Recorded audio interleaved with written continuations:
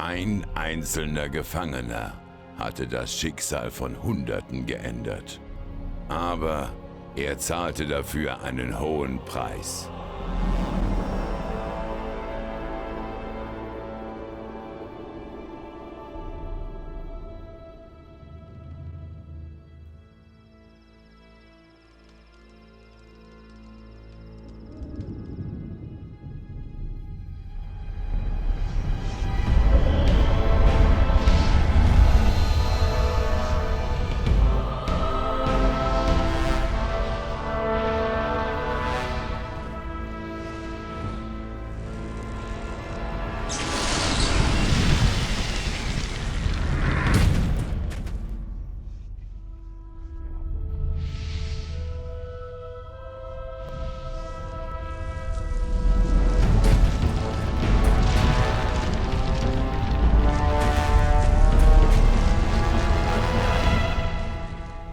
Er hatte den Schläfer besiegt, die Barriere zerstört.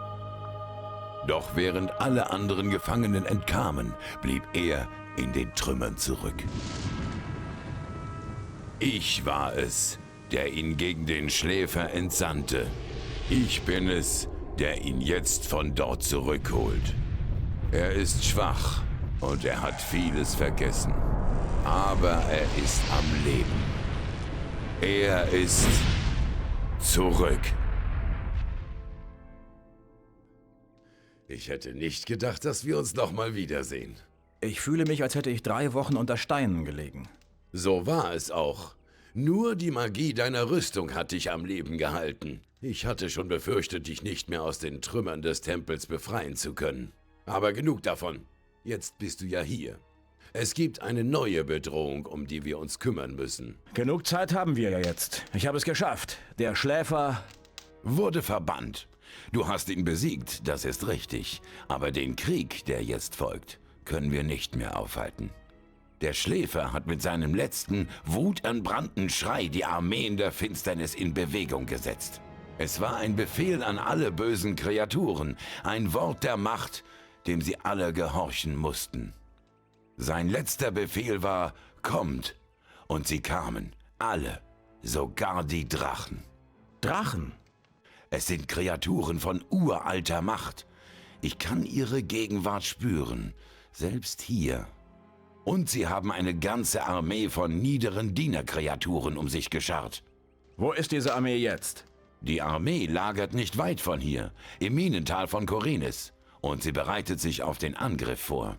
Diesmal schaffen wir es nicht alleine. Nur die Macht Innos kann uns gegen die Drachen helfen. In der Stadt Khorinis, nicht weit von hier, lagert eine Gruppe von Paladinen. Sie verfügen über ein mächtiges Artefakt, mit dessen Hilfe wir die Drachen besiegen können. Sie nennen es das Auge Innos. Du musst dir dieses Artefakt besorgen. Berichte den Paladinen von der Bedrohung. Du musst ihren Anführer überzeugen, uns zu helfen. Was genau ist das Auge Innos? Es ist ein Amulett. Der Sage nach hat Innos selbst einen Teil seiner Macht in dieses Amulett gelegt. Es wird dir einen Teil deiner verlorenen Kraft wiedergeben und uns helfen, die Drachen zu besiegen. Und es hat noch einige andere verborgene Fähigkeiten, doch dazu mehr, wenn du das Amulett hast. Warum sollten mir die Paladine das Auge Innos geben? Weil du derjenige bist, der dazu bestimmt ist, es zu tragen. Woher willst du das wissen? Es gibt eine Reihe von Gründen. Der wichtigste ist, du hast den Schläfer besiegt. Stündest du nicht in der Gunst der Götter, wärst du jetzt tot. Nehmen wir mal an, du hast recht und ich bin dazu bestimmt, das Auge Innos zu tragen. Woher wissen die Paladine, dass es so ist? Das Auge sucht sich seine Träger selbst. Sobald du es in die Finger bekommst und es dir anlegst, werden die Paladine nicht mehr an deinen Worten zweifeln. Ich werde so schnell wie möglich aufbrechen. Gut. Und eines noch. Verrate niemanden, dass du mit mir gesprochen hast. Vor allem keinem Magier. Seit ich ins Exil gegangen bin, hält mich der Kreis des Feuers für tot. Und das ist doch gut so.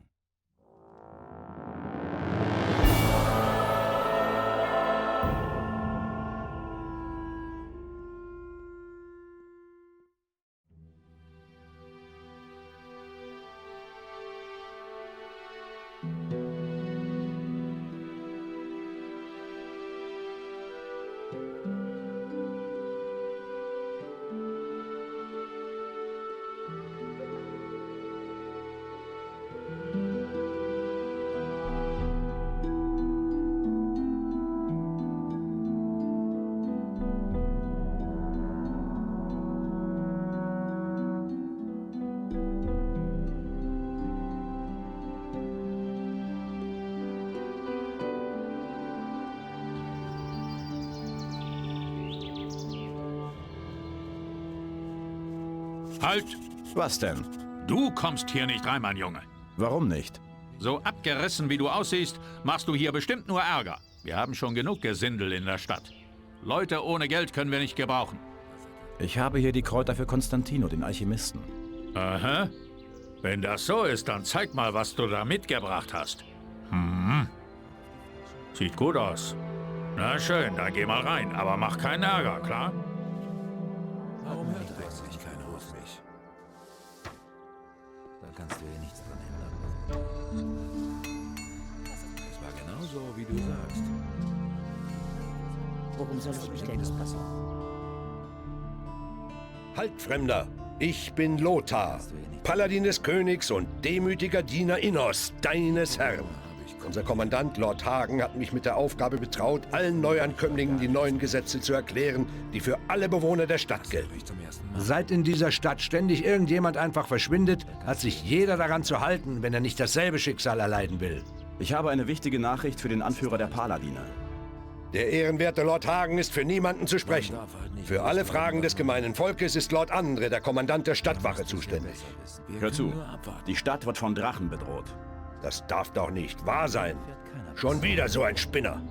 Wir haben schon genug Unruhe in der Stadt, auch ohne dass hier irgendwelche Schwachköpfe den Leuten mit Märchen über Drachen Angst machen.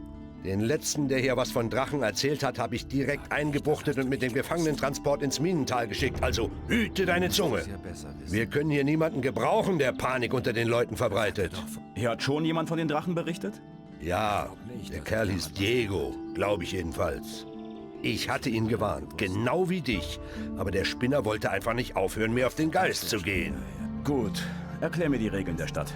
Erstens, der ehrenwerte Paladin Lord Hagen residiert zusammen mit seiner Truppe im oberen Viertel. Deswegen ist der Zutritt zum oberen Viertel nur ehrenwerten Bürgern gestattet.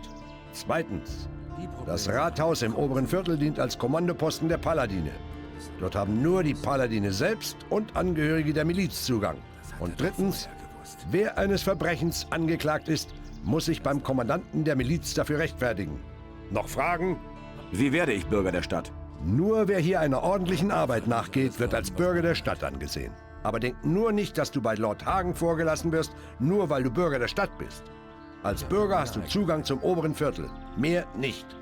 Nur als Angehöriger der Miliz hast du Zugang zum Rathaus. Wie werde ich bei der Miliz aufgenommen? Auf ausdrücklichen Befehl von Lord Hagen werden nur Bürger der Stadt bei der Miliz aufgenommen.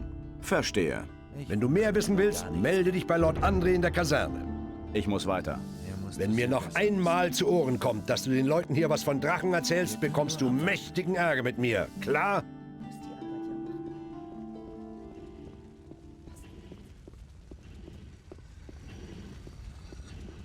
Innos sei mit dir, Fremder. Was führt dich zu mir? Ich habe eine wichtige Nachricht für Lord Hagen. Nun, du stehst vor einem seiner Männer. Worum geht es? Es geht um ein heiliges Artefakt, das Auge Innos. Das Auge Innos. Ich habe nie davon gehört. Aber das muss nichts heißen. Wenn es wirklich ein Artefakt gibt, das diesen Namen trägt, wissen sowieso nur die höchsten Mitglieder unseres Ordens etwas darüber. Eben darum muss ich ja mit Lord Hagen selbst reden. Lord Hagen empfängt nur Paladine oder diejenigen, die im Dienst der Paladine stehen. Es ist unter seiner Würde, sich mit Vertretern des gemeinen Volkes abzugeben. Ich will mich in den Dienst der Paladine stellen. Gut. Ich kann jeden tauglichen Mann hier gut gebrauchen. Egal aus welchen Gründen er uns beitritt. Wenn du dich in den Dienst der Paladine stellst, werde ich dir zu einer Audienz bei Lord Hagen verhelfen. Ich habe jedoch meine Befehle, nur Bürger der Stadt bei der Miliz aufzunehmen. Mein Kommandant befürchtet, dass sich Spione oder Saboteure bei uns einschleichen könnten. Auf diese Weise will er das Risiko begrenzen. Du musst also zuerst Bürger der Stadt werden. Über den Sinn dieser Regel lässt sich sicherlich streiten, aber Befehl ist Befehl. Was kann ich für dich tun? Was weißt du über Paladine? Seit die Kerle in der Stadt sind, habe ich nichts als Ärger. Als ich letztens ins obere Viertel wollte, halten mich doch glatt die Wachen auf und fragen mich, was ich da zu suchen habe. Und? Natürlich haben sie mich reingelassen. Ich habe meinen Laden schon in der Stadt gehabt, da haben die meisten von diesen Wichtigtuern noch mit Holzschwertern Schweine gejagt. Und gestern kommen die Mistkerle zu mir und beschlagnahmen die Hälfte meiner Ware. Kannst du mir helfen, ins obere Viertel zu kommen? Was? Was willst du denn da? Ich habe eine wichtige Nachricht. So, so. Hast du schon versucht, an den Wachen vorbeizukommen? Ich glaube, den Versuch kann ich mir sparen. Da hast du vermutlich recht. Ich weiß ja nicht, wie wichtig deine Nachricht ist. Und es geht mich auch wohl nichts an. Aber selbst wenn du ihnen erzählen wolltest, dass im Hafen gerade ein Schiff voller Orks anlegt, würden sie dich wegschicken. Weil sie ihre Befehle haben. Also kannst du mir jetzt helfen, ins obere Viertel zu kommen? Scheint dir ja echt wichtig zu sein. Die Frage ist, wie wichtig ist es dir? Wie meinst du das? Ich kann dir schon helfen. Immerhin bin ich einer der einflussreichsten Leute hier. Aber das hat seinen Preis. Wie genau kannst du mir helfen? Ganz einfach. Ich werde meinen Einfluss dafür einsetzen, dass du bei einem der Handwerksmeister hier als Lehrling aufgenommen wirst. Als solcher bist du praktisch Bürger der Stadt und kommst ins obere Viertel. Außerdem verdienst du noch was dabei. Bei wem könnte ich denn als Lehrling anfangen? Im Grunde bei jedem der Meister hier an der Hauptstraße. Da wäre Harald, der Schmied, Bosper, der Bogner, Torben, der Tischler oder Konstantino, der Alchemist. Irgendwer wird dich schon nehmen. Was verlangst du für deine Hilfe?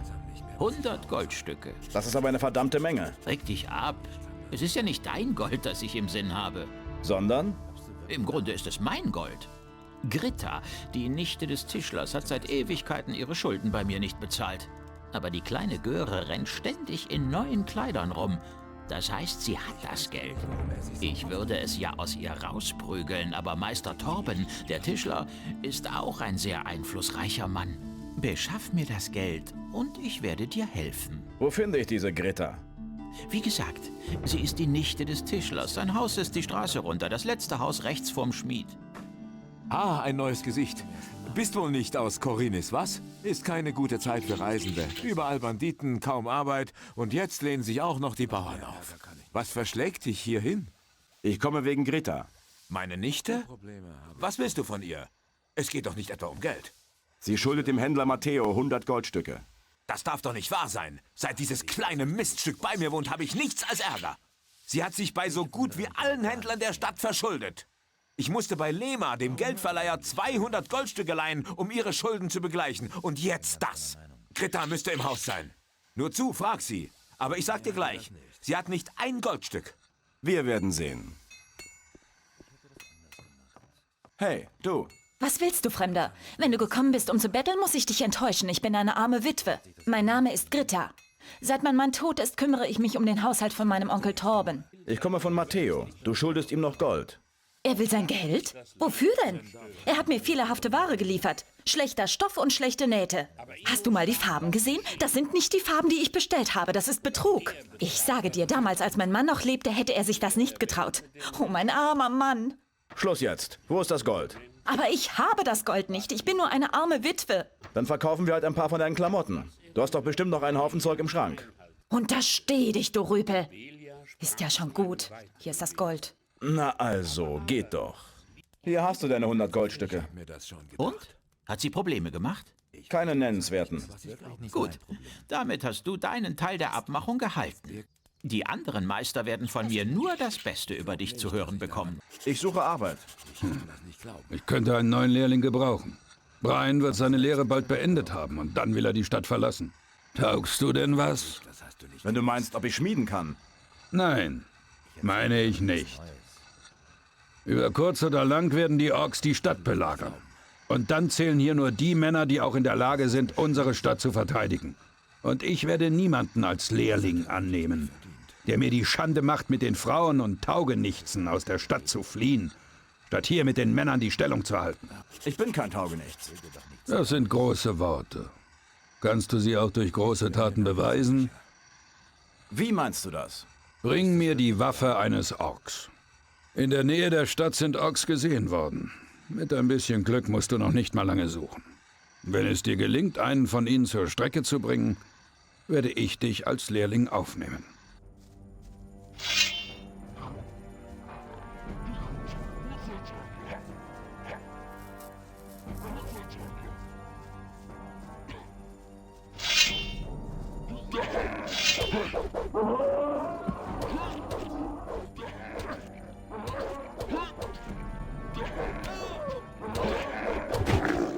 So, das war's mit dir, du Mistvieh.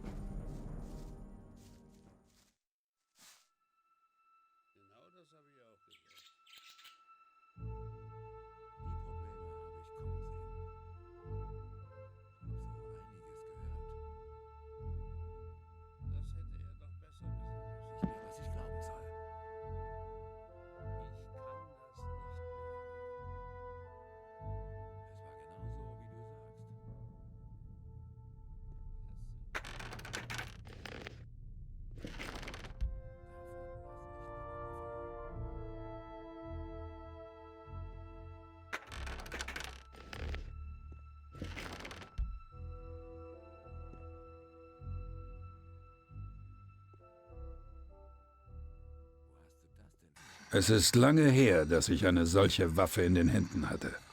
Damals war ich Soldat im Orkkrieg. Das waren harte Zeiten, das kann ich dir sagen. Hätte dir nicht zugetraut, dass du es schaffst. Ich bin beeindruckt. Wann kann ich bei dir als Lehrling anfangen? Einen Mann, der einen Ork besiegen kann, können wir hier gut gebrauchen. Wenn es nach mir geht, kannst du direkt bei mir anfangen. Ich bin bereit, mich der Miliz anzuschließen. Dann bist du also Bürger von Korinis? Der Schmied hat mich als Lehrling aufgenommen. Harad, ich kenne ihn. Er arbeitet für uns. Er ist ein guter Mann. Wenn er sich für dich verbürgt, steht deiner Aufnahme bei der Miliz nichts mehr im Wege. Du kannst dich uns anschließen, wenn du willst, aber deine Entscheidung wird endgültig sein. Wenn du einmal die Rüstung der Miliz trägst, kannst du sie nicht einfach ausziehen und gehörst nicht mehr dazu. Bist du bereit, mit uns gemeinsam für Innos und den König zu kämpfen? Ich bin bereit. Dann soll es so sein. Willkommen bei der Miliz. Hier hast du deine Rüstung. Trage sie mit Stolz und Würde. Kann ich jetzt endlich zu Lord Hagen? Du stehst jetzt im Dienst der Paladine.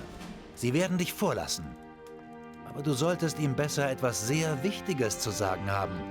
Keine Angst, das habe ich. Denk daran, dass du vor den obersten Paladin trittst. Benimm dich entsprechend. Du vertrittst jetzt nicht nur dich, sondern die gesamte Miliz. Halt! Nur Bürger der Stadt und Truppen des Königs kommen ins obere Viertel. Ich gehöre zur Miliz. Lass mich rein. André hat dich also aufgenommen. Dann kannst du ja nicht so ein schlechter Kerl sein. Du gehörst ab jetzt zu den Beschützern der Stadt. Also sei schön freundlich zu den Bürgern. Das war doch schon vorher klar.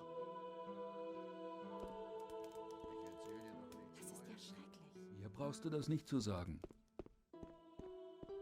Wenn er das nicht sieht, kann ich Halt! ihm auch nicht mehr helfen. Nur Männer, die im Dienste des Königs stehen, haben Zutritt zum Rathaus. Ich gehöre zur Miliz. Alles klar, du kannst rein. Ich habe schon von dir gehört. Lothar hat mir berichtet, dass du mich sprechen willst.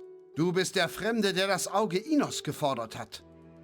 Ich bin Lord Hagen, Paladin des Königs, Streiter unseres Herrn Innos und oberster Befehlshaber von Korinis. Ich habe viel zu tun. Also verschwende nicht meine Zeit, sondern sag mir, warum du hier bist. Die Armeen des Bösen versammeln sich ganz in unserer Nähe, im Minental. Im Minental? Wir haben eine Expedition dorthin entsandt. Wir kennen ebenfalls Berichte, die besagen, dass der Pass dorthin von Orks besetzt ist. Aber von einer Armee des Bösen ist bisher nichts zu mir vorgedrungen. Was für eine Armee soll das sein? Es sind Drachen, die Scharen von Dienerkreaturen um sich versammeln. Drachen? Laut der alten Schriften ist es viele Jahrhunderte her, dass Drachen das letzte Mal gesichtet wurden. Sag mir, warum sollte ich deinen Worten Glauben schenken? Die Frage ist doch nicht, ob du mir glauben kannst. Die Frage ist, kannst du es dir leisten, mir nicht zu glauben, wenn ich die Wahrheit sage? Solange ich keinen Beweis habe, kann ich mir nicht leisten, noch mehr Männer dorthin zu schicken. Ich soll dir also einen Beweis bringen. Genau.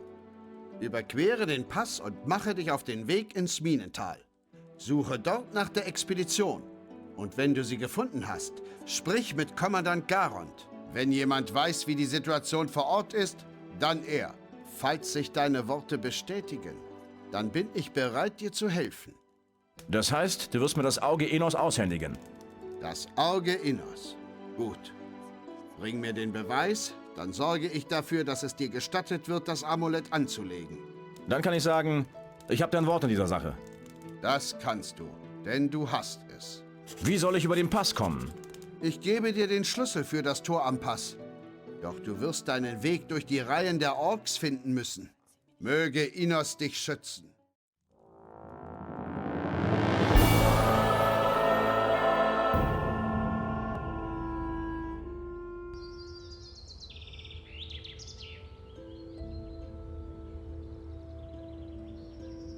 Da kannst du eh nichts dran ändern.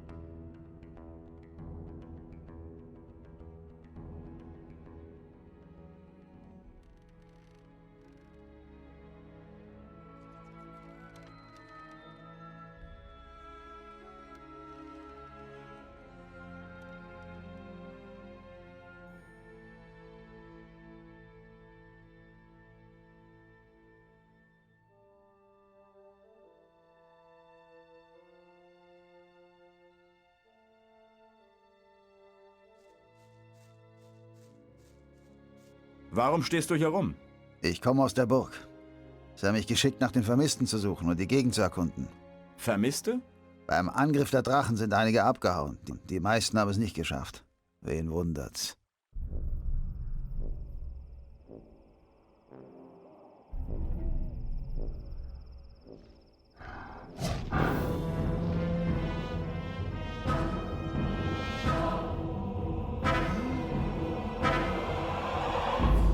Oh, Scheiße.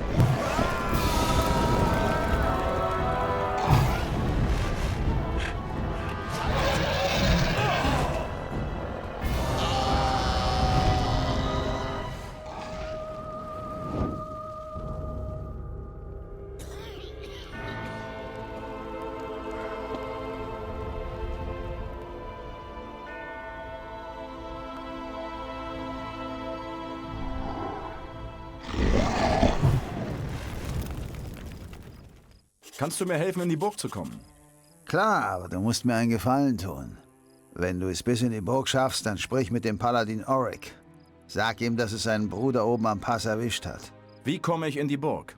Zunächst mal kannst du den direkten Weg vergessen. Aber wenn du die Burg einmal umkreist, hast du von der Rückseite eine Chance. Du solltest die Wege meiden und den Fluss nutzen. Am besten du schwimmst ein Stück flussabwärts, von da an ist es leichter. Hinter der Burg steht eine Orgramme, darüber kommst du hinein. Schleich dich so nahe wie möglich an die Orks ran und dann lauf. Wenn du schnell genug bist, kannst du es schaffen.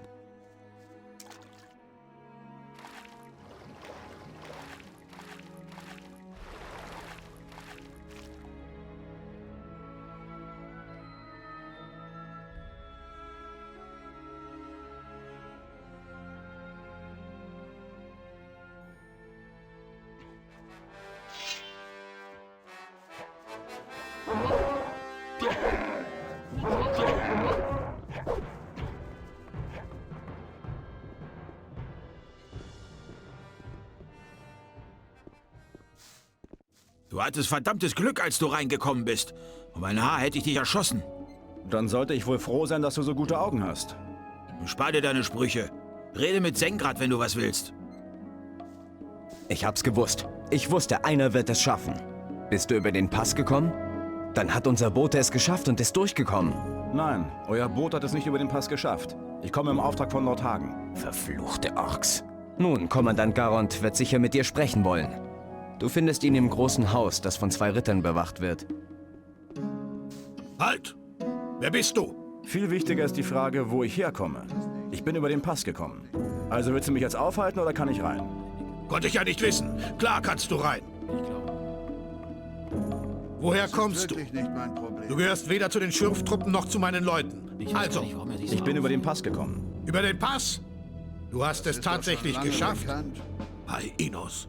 Wie lautet dein Befehl, Soldat? Ich komme von Lord Hagen. Er will, dass ich ihm einen Beweis für die Anwesenheit der Drachen bringe. Und du bist hergekommen, um ihn dir abzuholen und wieder zu verschwinden. So hatte ich mir das vorgestellt. Er will also einen Beweis. Den kann er haben. Aber ich kann dich nicht zu Lord Hagen zurückschicken, ohne ihm Auskunft über das Erz zu erteilen. Hör zu. Lord Hagen muss unbedingt erfahren, wie unsere Situation hier ist und wie viel Erz wir hier bisher gefördert haben. Okay. Was soll ich für dich tun? Ich habe 3 Schürftrupps da draußen. Aber die haben mir nicht einen Erzbrocken geschickt. Such die Schürfstellen auf und berichte mir, wie viel Erz sie gelagert haben. Dann werde ich ein Schreiben für dich aufsetzen, mit dem du zu Lord Hagen zurückkehren wirst. Na schön. Schätze, mir bleibt keine Wahl. Aber warum ausgerechnet ich? Weil du einen Weg durch die Orkreihen kennst. Meine Jungs wären da draußen hoffnungslos verloren. Du hast es hingegen schon einmal geschafft, durchzukommen. Das macht dich zum besten Mann für diesen Job.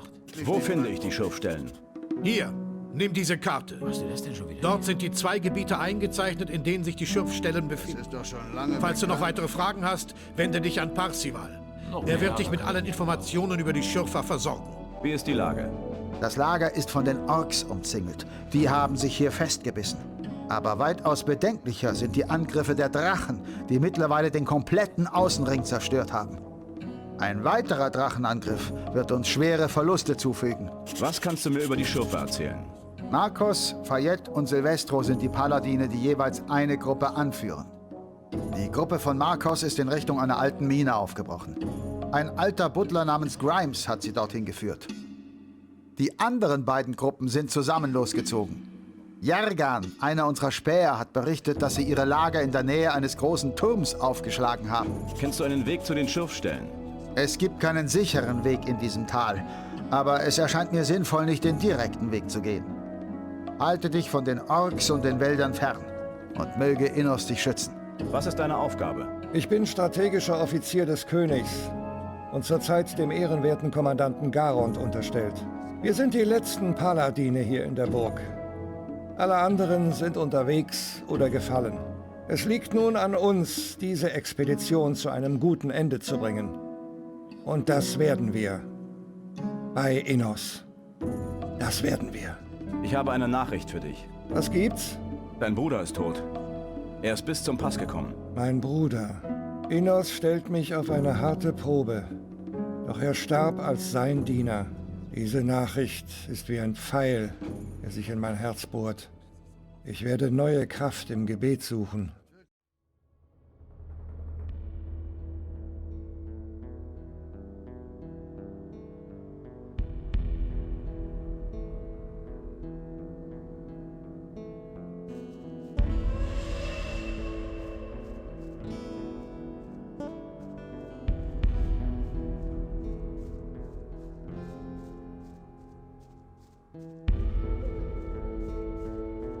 Woher kommst du? Ich komme im Auftrag von Garond. Sehr gut. Neue Männer kann ich gut gebrauchen. Ich bin nicht hier, um euch zu unterstützen. Mein Auftrag ist, in Erfahrung zu bringen, wie viel Erz ihr bisher gefördert habt. Und mein Auftrag lautet, alles zu unternehmen, was ich für nötig halte, um das Erz zu fördern und zu schützen. Dazu gehört auch das Requirieren von Männern. Du stehst im Dienste Innos. Also wirst du meinen Befehlen Folge leisten. Ich habe bereits einen Befehl. Von Garond. Und den wirst du auch ausführen. Aber erst dann, wenn ich dich zurückschicke. Alles, was ich jetzt noch von dir hören will, ist, was kann ich für dich tun, verstanden? Was kann ich für dich tun? Seit Tagen schon streift eine Horde Snapper um unser Lager herum. Scheint so, als warten sie nur auf eine gute Gelegenheit, uns anzugreifen. Ich weiß nicht, worauf sie warten. Aber solange sie hier sind, ist an Ruhe im Lager nicht zu denken. Vor allem dieser Fett hat die Hosen voll und macht die anderen Sträflinge damit verrückt. Also, wen soll ich schicken? Bilgot? Ha, der ist auch schon völlig kaputt. Und Tengron? Er kann zwar kämpfen, aber ihm fehlt die nötige Raffinesse. Der Einzige, der das machen kann, bist du. Ich will, dass du diese verdammten Bestien jagst und tötest. Hey, du. Was willst du von mir? Ich werde nirgendwo hingehen. Bleib ganz ruhig. Niemand will, dass du irgendwo hingehst. Innos sei Dank. Weißt du, in den letzten Tagen haben immer wieder Männer das Lager verlassen. Von denen ist keiner wiedergekommen. Die wurden alle von den Snappern gefressen, aber ich nicht. Ich werde hier einfach so lange hacken, bis alles vorbei ist. Was weißt du über die Snapper? Hilgord hat sie nachts beobachtet. Ein paar von ihnen stehen unten an dem Tümpel, unten am Fuß des dunklen Turms. Andere sind genau über uns, auf der Felsklippe. Die warten so lange ab, bis wir völlig erschöpft sind. Wir haben uns hier selber in die Enge getrieben. Bald werden sie das Lager angreifen und werden ihr blutiges Festmahl halten. Verstehe. Was machst du hier eigentlich? Ich bin hier das Mädchen für alles. Sachen durch die Gegend schleppen, Snapper beobachten, Bilgott hier, Bilgott da. Wäre ich bloß zu Hause bei meiner Alten geblieben.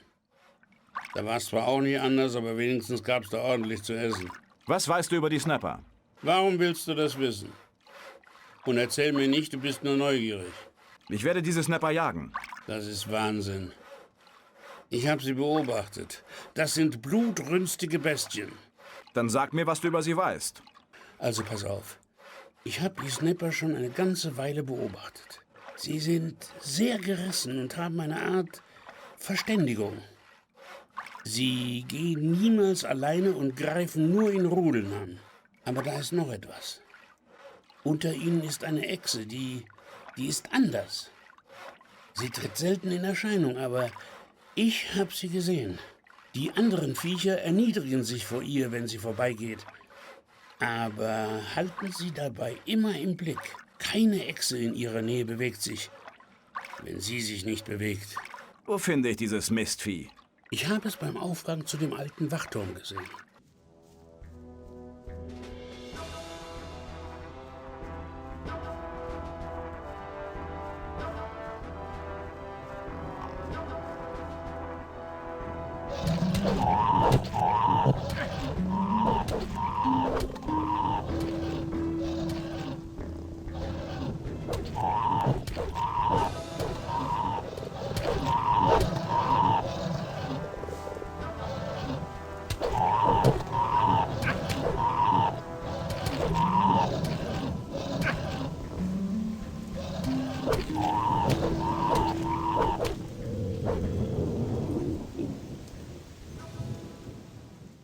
Ich habe den Rudelführer erlegt. Gut.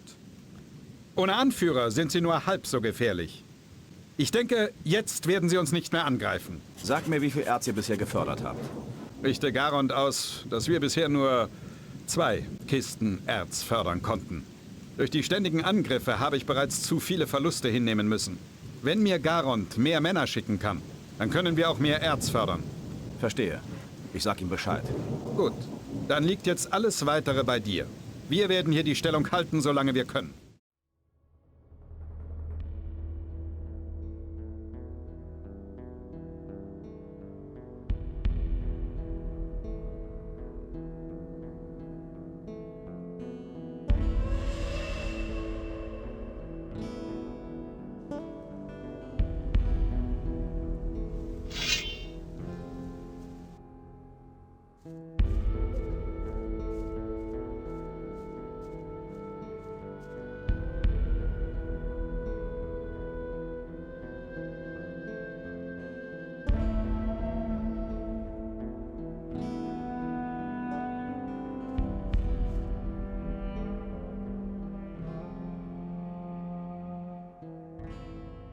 Hey, ich dachte, du wärst tot. Ja, war ich auch. Jetzt bin ich wieder hier und suche nach Beweisen für die Ankunft der Drachen. Für wen machst du das? Ich arbeite für Lord Hagen.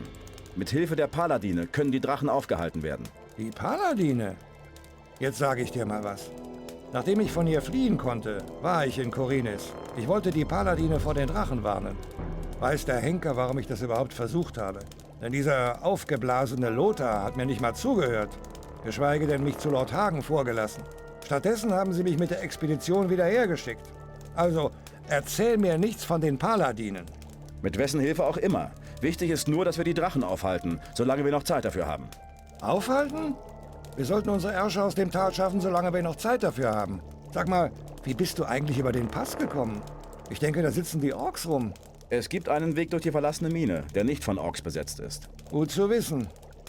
Dann werde ich mich wohl bald nach Khorinis aufmachen. Hab dann noch ein paar alte Rechnungen zu begleichen. Was ist mit den beiden toten Rittern vor deinem Versteck? Der Kampf gegen eine Gruppe von Snappern wurde ihnen zum Verhängnis. Das Minental hat halt seine eigenen Regeln. Ich hab's ihnen gesagt. Aber sie wollten nicht auf mich hören. Wie bist du an das Erz gekommen? Ich war bei Silvestros Truppe. Wir schürfen da also schon ein paar Tage. Da wird Silvestro auf einmal unruhig. Er meinte, wir müssten das Erz unbedingt an einen sicheren Ort bringen. Naja, da ich vorhatte, mich abzusetzen, habe ich dann die Sicherstellung des Erzes übernommen. Und das war mein Glück. Denn die Schürfer sind auf einige Minecrawler gestoßen. Und das hat keiner überlebt. Hör zu, ich brauche diese Beweise. Okay, wenn ich dir helfen kann, werde ich das tun. Aber ich werde meinen Kopf für niemanden in die Schlinge legen. Ich bin im Auftrag von Garond unterwegs. Er muss wissen, wie viel Erz bisher geschürft wurde. Und dann gibt er dir die Beweise, die du haben willst? So sieht's aus. Also, kannst du mir was darüber erzählen? Hier hinten in der Höhle sind 4 Kisten Erz, die Silvestros Männer geschürft haben. Die kann sich Garond gerne abholen. Aber dann werde ich nicht mehr da sein.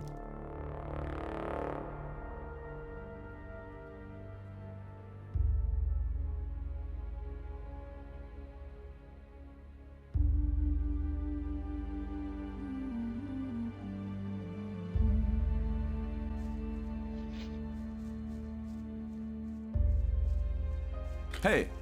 Du? Ja, wer hätte gedacht, dass wir uns noch mal wiedersehen würden?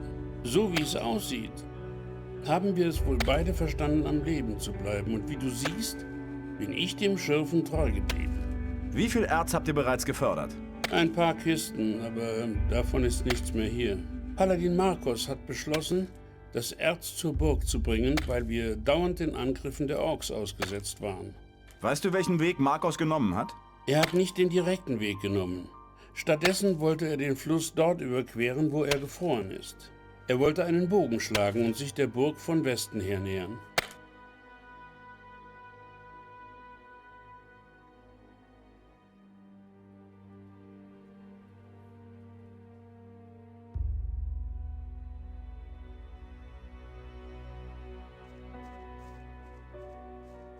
Halt! Im Namen Inos! Ich bin Markos, Paladin des Königs.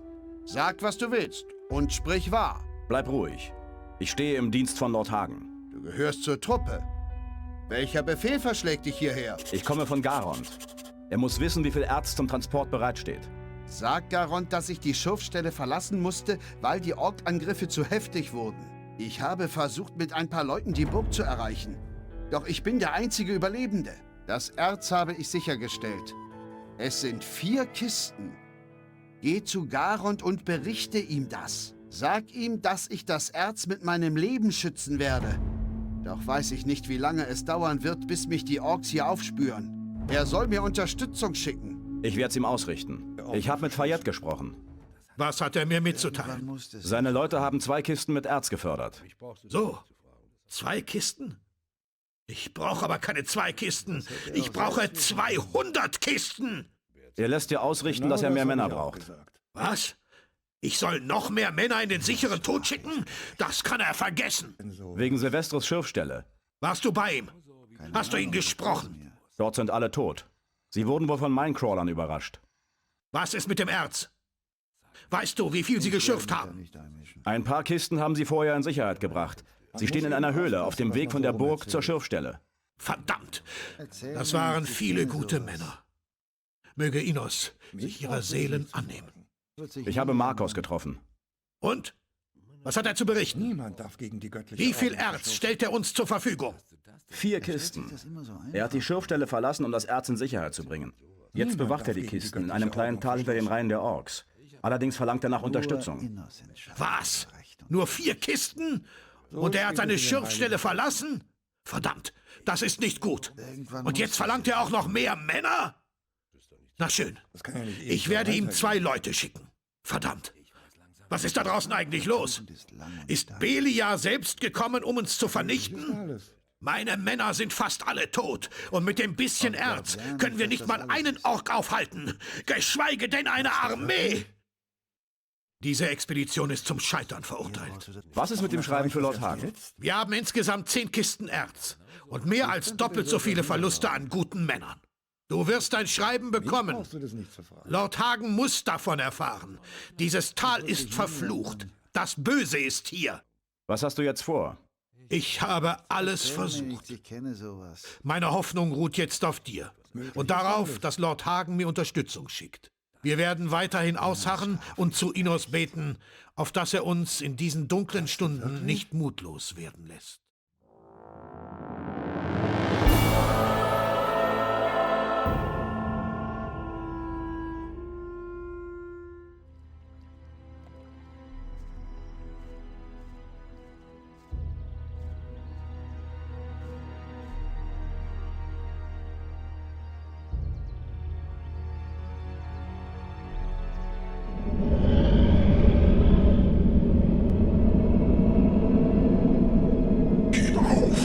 Solange du noch kannst. Es gibt kein Entkommen für dich.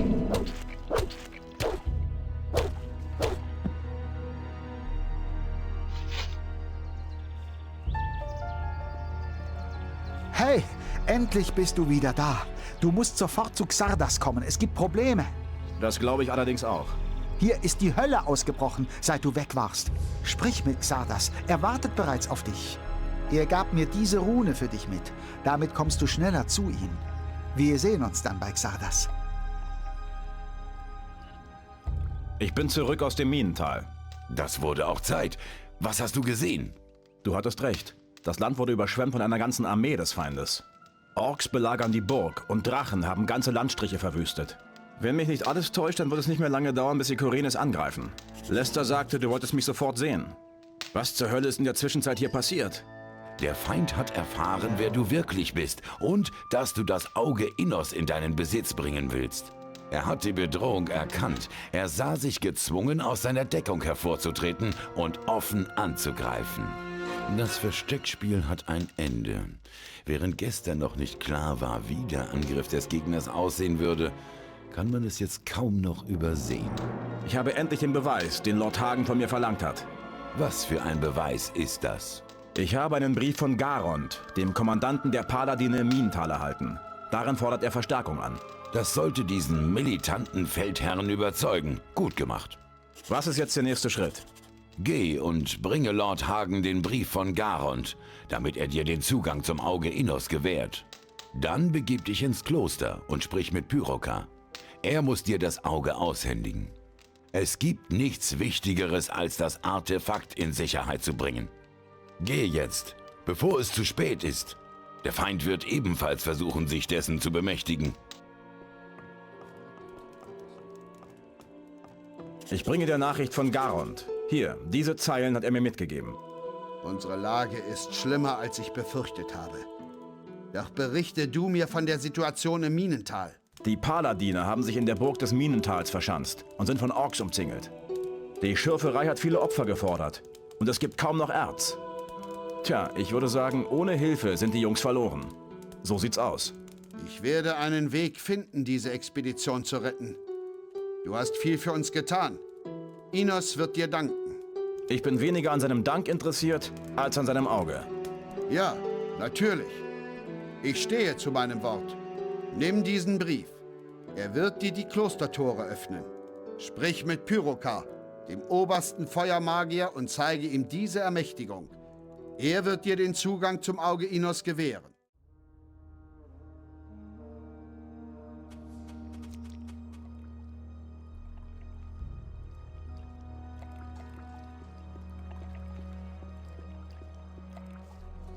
Ich muss dringend ins Kloster.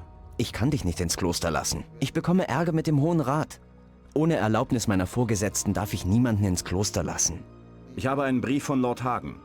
Zeig mal her. In Ordnung. Hier hast du den Schlüssel vom Kloster. Pyroka ist in der Kirche. War doch seine Entscheidung. Das hätte er doch besser wissen müssen. Ich bin gekommen, das Auge Innos an mich zu nehmen. Ich sehe, du hast eine Ermächtigung von Lord Hagen persönlich erhalten, das Auge Innos zu tragen. Ich fürchte, ich muss dich enttäuschen. Wir sind einer heimtückischen List des Feindes zum Opfer gefallen. Das Auge Innos ist aus diesen heiligen Mauern gewaltsam entwendet worden. Wer hat das getan? Das Böse ist gerissen und wirkt meist im Verborgenen. Nur selten sieht man es ans Tageslicht kommen, um seine bösen Machenschaften zu verrichten. Doch in diesen Tagen ist das anders. Der Feind zeigt sich offen auf der Straße, in jedem Heim und auf jedem öffentlichen Platz. Das kann nur bedeuten, dass er keinen Gegner mehr fürchtet und vor nichts mehr zurückschrecken wird. Einer unserer treuesten Anhänger und Anwärter auf die hohe Robe der Feuermagier ist unerwartet und auf erschreckend bösartige Weise übergelaufen. Pedro, der Feind hat sich seiner bemächtigt und uns damit eine verheerende Niederlage zugefügt. Pedro hat sich gewaltsam Zugang zu unseren allerheiligsten Hallen verschafft und hat das Auge gestohlen. Ich fürchte, er war einfach zu lange alleine draußen vor den Toren und somit außerhalb der schützenden Klostermauern allen lauernden Gefahren ausgeliefert. Wohin ist der Dieb geflohen? Pedro schlug einige der anderen Novizen nieder, die versuchten ihn aufzuhalten, und verschwand im Morgennebel. Viele Novizen sind ihm gefolgt, um das Auge unbeschadet wieder an seinen Platz zu bringen. Wenn du sie noch einholen willst, dann musst du dich beeilen, bevor Pedro für dich unerreichbar wird. Was soll das werden? Was meinst du? Du bist jetzt schon der Zweite, der hier vorbei hastet, als hätten ihn die Blutfliegen gestochen. Wer war der andere? Er sah aus wie einer dieser durchgeistigten Novizen aus dem Kloster da hinten. Du kannst mir erzählen, was du willst, aber irgendwie sind die Burschen nicht ganz richtig in der Birne. Wo ist der andere hin? Er ist wie der Blitz den Weg da oben raufgerannt. Ich muss weiter. Hey, kein Problem.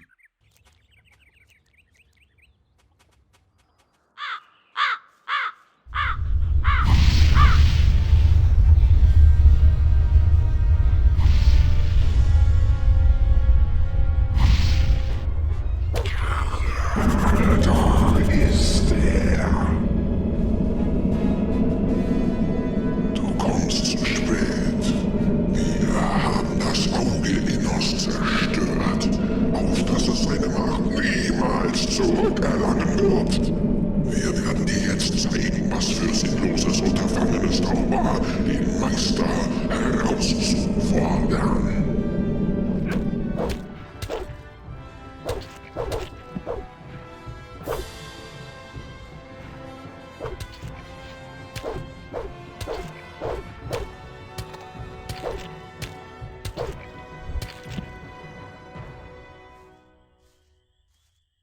Ich habe das Auge Innos gefunden. Es ist zerbrochen. Aber das kann nicht sein. Was ist passiert? Es war bei einigen echt miesen Kerlen. Jedoch kam ich zu spät. Sie hielten dort oben in den Wäldern eine seltsame Beschwörung auf einem sichelförmigen Ritualplatz ab. Innos, steh uns bei. Sie haben unseren Sonnenkreis entweiht. Selbst in meinen schlimmsten Träumen hätte ich nicht damit gerechnet, dass sie solch eine Macht besitzen. Was können wir tun? Der Feind ist sehr stark geworden. Jedoch hat er in diesem alten Artefakt eine mächtige Bedrohung gesehen. Wir müssen das Auge heilen und ihm seine alte Kraft zurückgeben. Doch die Zeit ist gegen uns. Ich vermag mir nicht auszumalen, was nun mit uns allen geschehen wird. Ohne den Schutz des Auges sind wir dem Feind hilflos ausgeliefert. Gehe zu Vatras, dem Wassermagier in der Stadt. Nur er weiß in unserer misslichen Lage, was zu tun ist. Bringe das Auge zu ihm. Beeile dich. Pyrokar schickt mich. Das Auge Innos ist zerbrochen. Ich weiß. Ich habe es schon von einigen aufgebrachten Novizen erfahren. Die Suchenden haben den Sonnenkreis der Feuermagier dazu benutzt, das Auge Innos zu zerstören. Einen gelungenen Schachzug des Gegners würde ich das nennen. Nachrichten verbreiten sich schnell in dieser Stadt. Das ist auch gut so. Der Feind wird genauso wenig schlafen. Was soll nun mit dem Auge geschehen? Wir müssen es wieder zusammenfügen. Aber das ist keine leichte Aufgabe, fürchte ich. Die Fassung ist in 2 Teile zerbrochen. Dies vermag ein geschickter Schmied wiederzurichten. Aber das ist eigentlich nicht die Schwierigkeit dabei. Vielmehr macht mir der eingelassene Edelstein Sorgen. Er ist matt und kraftlos. Der Feind scheint genau gewusst zu haben, wie man ihn schwächt. Wo finde ich einen Schmied, der die Fassung des Auges reparieren kann? Frage in den umliegenden Gebieten nach einem, der sich auf das Reparieren von Kleinoden versteht. Wie erhält der Edelstein seine Kraft zurück? Ich sehe nur einen Weg. Eine Vereinigung der 3 herrschenden Gottheiten sollte den gewünschten Effekt erzielen. Ein gut vorbereitetes Umkehrritual an dem Ort seiner Zerstörung wird dem Edelstein wieder Feuer geben. Das Problem dabei ist allerdings, dass du jeweils einen irdischen Vertreter von jedem der 3 Götter zu diesem Ort bringen musst. Des Weiteren bräuchte man eine Menge Sumpfkraut für dieses Ritual. Ich schätze, 3 Krautpflanzen müssten es schon sein. Wer könnten diese 3 irdischen Vertreter der Götter sein? Für den Gott Adanos werde ich mich zur Verfügung stellen. Pyrokar, der oberste Feuermagier, wäre der Richtige, um den Gott Innos zu vertreten. Aber für Belia fällt mir kein geeigneter Bewerber ein. Es müsste jemand sein, der die schwarze Magie beherrscht. Schwarze Magie? Was ist mit Xardas? Das ist es. Es könnte funktionieren. Doch frage ich mich, wie du uns alle 3 zusammenbringen willst. Ich sehe jetzt schon Pyrokars Gesicht, wenn er hört, dass er mit Xardas an einem Strang ziehen soll. Auf ausdrückliche Anordnung des ehrenwerten Lord Hagens ergeht folgender Erlass. Der Söldnerschmied Bennett, der den Paladin Lothar heimtückisch ermordet hat, ist im Namen Innos verurteilt worden. Das Urteil lautet Tod durch den Strick. Die Vollstreckung erfolgt in wenigen Tagen. Was ist mit Bennett, dem Schmied? Du meinst den Söldner. Der sitzt im Knast, wo er hingehört. Kann ich mit ihm sprechen? Klar, geh einfach rein. Aber wenn du versuchst, ihm zur Flucht zu verhelfen, bist du dran.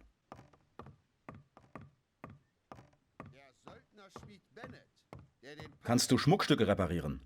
Kommt drauf an, ich müsste das Schmuckstück zunächst mal sehen. Außerdem muss ich erst mal hier raus. Bevor das nicht der Fall ist, kann ich überhaupt nichts machen. Was machst du hier im Knast? Die Schweine haben mich eingelocht. Ich soll einen Paladin ermordet haben. Aber ich war es nicht. Die wollen mir das in die Schuhe schieben. Wieso sollten sie das tun? Das weiß ich doch nicht. Du musst mich hier rausholen. Rede mit Lord Hagen. Reiß die Wand ein. Egal, mach irgendwas. Was ist passiert? Ich war mit Hodges zusammen in der Stadt, um Vorräte für unsere Jungs einzukaufen. Plötzlich hörten wir einen lauten Schrei und Fußgetrappel. Komm zum Punkt. Ja, also wir wussten sofort, da ist was passiert. Und wenn die uns hier sehen, da werden wir sofort eingelocht. Wir sind gerannt wie die Teufel. Und kurz vor dem Stadttor bin ich umgeknickt und hab mir den Knöchel verstaucht. Der Rest ist schnell erzählt. Und die Miliz war sofort da und hat mich direkt in dieses Loch gesteckt. Wer ist ermordet worden? Was weiß ich? Einer der Paladine. Ich kenne die nicht. Hast du einen Namen? Lothar oder so. Keine Ahnung. Ich bin mir aber auch nicht sicher. Frag am besten Lord Hagen. Der kennt alle Einzelheiten.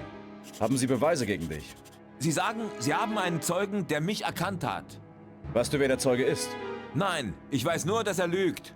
Wer führt die Untersuchungen durch? Lord Hagen selbst. Da der Ermordete ein Paladin ist, fällt der Fall unter das Kriegsrecht. Was heißt das? Ganz einfach, wenn ich nicht rauskomme, werden die mich ohne viel Federlesens aufknüpfen. Du musst mir helfen, sonst wird es einen Krieg geben. Lee wird das nicht auf sich beruhen lassen. Was das heißt, kannst du dir ja denken. Ich muss mit dir über Bennett reden. Das ist doch dieser Söldner, der einen meiner Männer ermordet hat. Bennett könnte uns helfen, das Auge Innos wieder zu reparieren. Und wenn er die Macht Innos selbst auf die Erde herabbringen könnte. Er hat einen Mord an einem Paladin begangen. Dafür wird er hingerichtet werden. Ich glaube, Bennett ist unschuldig. Die Beweise sind eindeutig. Er ist schuldig. Was ist, wenn die Beweise nicht stimmen? Sei vorsichtig, was du sagst. Du erhebst schwere Anschuldigungen.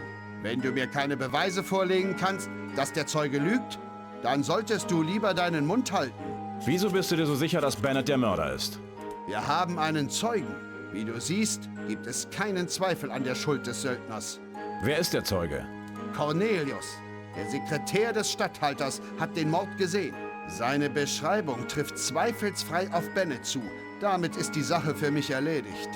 Dieser Söldner wird wegen Landesverrats hängen. Du hast doch den Mord an Lothar beobachtet. Ich muss zu einer laufenden Untersuchung keine Auskunft geben. Alles, was ich weiß, habe ich schon bei Lord Hagen zu Protokoll gegeben. Was hast du gesehen? Ich habe jetzt wirklich keine Zeit. Du musst jetzt gehen, das Büro schließt jetzt. Jetzt reicht es. Was hast du gesehen? Ich habe gesehen, wie der Söldner den Paladin von hinten niedergeschlagen hat. Und dann hat er ihm sein Schwert in die Brust gerammt. Bist du dir da ganz sicher? Ja, natürlich. Ich konnte es mit eigenen Augen sehen. Aber ich habe jetzt wirklich keine Zeit. Es wartet noch ein großer Stapel mit Papieren auf mich. Ich glaube dir nicht. Und wenn schon. Was willst du dagegen tun? Du willst doch weiterleben, oder? Wenn du mich angreifst, wird man dich hängen. Ich habe mächtige Freunde, also wage es nicht, Hand an mich zu legen. Jetzt raus hier, oder ich rufe die Wachen.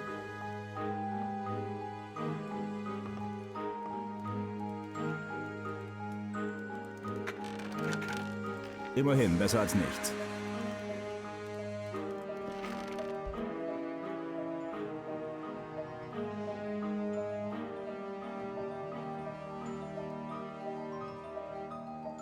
Cornelius hat gelogen. Woher weißt du das? Hier, ich habe sein Tagebuch. Dort steht alles drin. Dieser kleine, schleimige Verbrecher. Angesichts der neuen Beweise bleibt mir wohl nichts anderes übrig. Kraft meines vom König und der Kirche verliehenen Amtes verfüge ich, dass der Gefangene Bennett von allen Anschuldigungen entlastet und somit ein freier Mann ist. Cornelius ist wegen Falschaussage unverzüglich in Gewahrsam zu nehmen. Deine Taten würden einem der unsrigen zur Ehre gereichen. Du hast bewiesen, dass du den Mut, das Können und das Gewissen hast, Inos zu dienen. Deine Taten sind Zeugnis deines reinen Herzens. Wenn es dein Wunsch ist, dann werde ich dich in unserem Orden willkommen heißen. Ich bin bereit. Dann soll es so sein. Viele Männer sind diesen Weg gegangen und haben im Namen Inos ihr Leben gelassen. Schwörst du ihren Tod durch deine Taten zu ehren und Inos Ruhm zu verkünden? Ich schwöre. Dann sollst du von nun an Mitglied sein in unserer Gemeinschaft.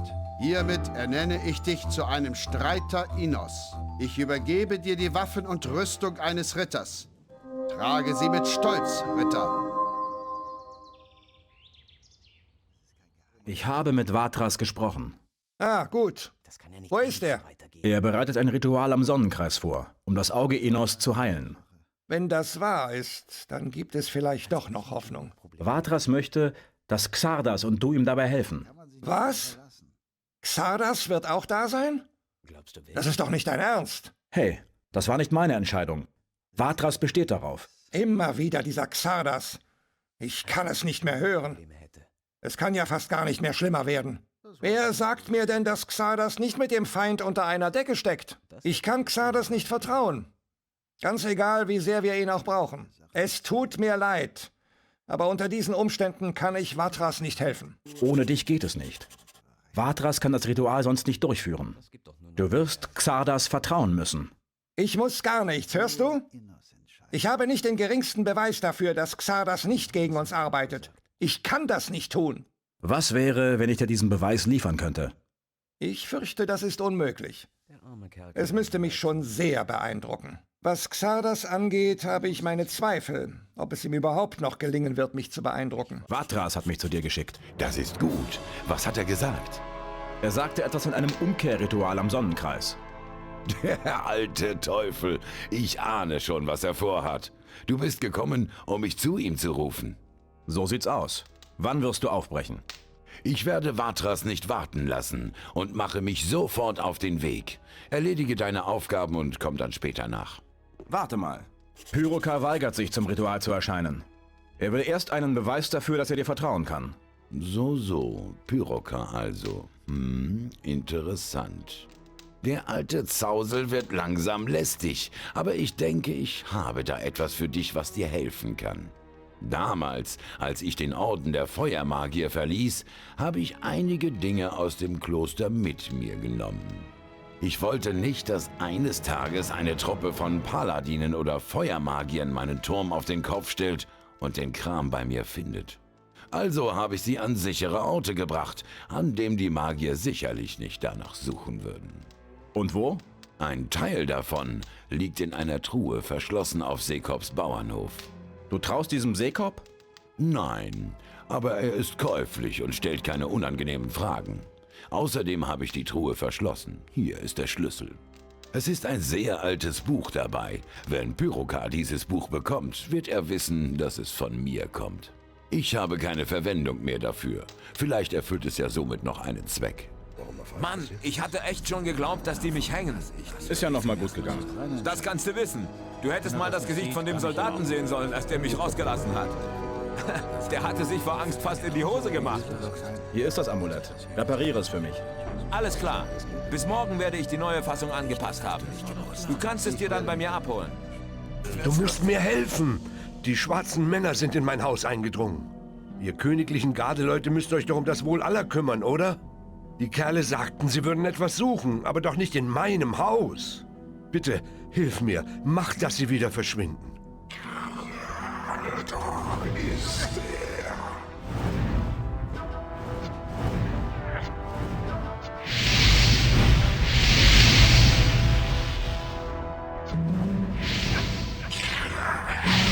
Wir werden dich lieben.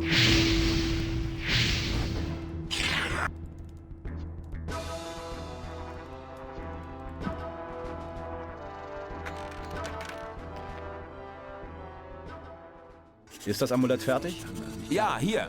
Ich musste eine neue Fassung für den Stein fertigen. Ich habe die ganze Nacht dran gearbeitet und es ist wie neu. Ich habe von Xardas dieses Buch mitgebracht. Es ist ein Zeichen seines Vertrauens. Zeig her. Das ist ja unglaublich. Hast du auch nur im geringsten eine Ahnung, was du mir da gerade gegeben hast? Nein. Das ist ein uraltes, verschollenes Werk aus längst vergangenen Tagen. Wir haben es alle für verloren gehalten. Und nun erfahre ich, dass Xardas immer gewusst hat, wo es war. Wirst du nun zum Ritual erscheinen? Ja. Ich werde zum Sonnenkreis aufbrechen. Aber sicher nicht, weil ich von Xardas guten Absichten überzeugt bin. Vielmehr werde ich diesen Hund zur Rede stellen, wo er das Buch all die Jahre versteckt gehalten hat. Er hat eindeutig den Bogen überspannt. Wir sehen uns am Sonnenkreis.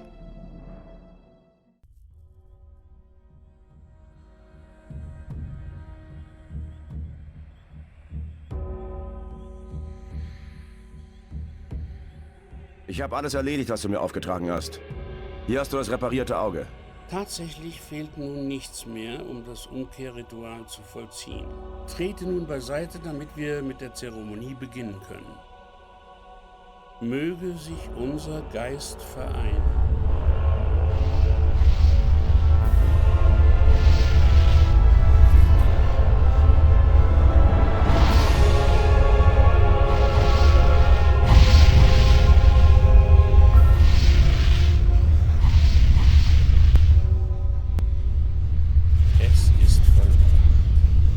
Es ist uns gelungen, den Plan des Feindes zu vereiteln und das Auge wieder zu heilen. Lass dir den Umgang mit seiner Macht von Pyroka erklären. Ich hoffe, ich werde dich wiedersehen, wenn du deine Aufgabe erledigt hast. Leb wohl. Nun, da das Auge Innos geheilt ist, musst du den Drachen entgegentreten. Sie alle dienen Belia, dem Gott der Finsternis. Aber es muss eine irdische Macht geben, die sie kontrolliert. So viel ist mir inzwischen klar. Finde heraus, was die Quelle dieser Macht ist. Sobald du etwas herausgefunden hast, kommst du zu mir zurück. Ihr habt es geschafft. Das Auge Innos ist geheilt. Ich hätte es fast nicht für möglich gehalten. Was bleibt mir hier noch zu tun? Halte dich nicht mit Nichtigkeiten auf. Geh und vernichte die Drachen. Hier hast du das Auge. Bedenke, dass du erst mit einem Drachen gesprochen haben musst, bevor du ihn angreifst. Die Macht des Auges wird die Drachen dazu zwingen, mit dir zu reden und dir die Wahrheit zu sagen. Außerdem bietet es dir Schutz gegen ihre Angriffe, wenn du es trägst. Jedoch ist seine Kraft nicht beständig. Du wirst es wieder mit magischer Energie füllen müssen. Dazu brauchst du die Essenz eines Drachenherzens, das du an einem Alchemietisch mit dem Auge vereinst. Erst dann kannst du es wagen, einem weiteren Drachen entgegenzutreten. Danke.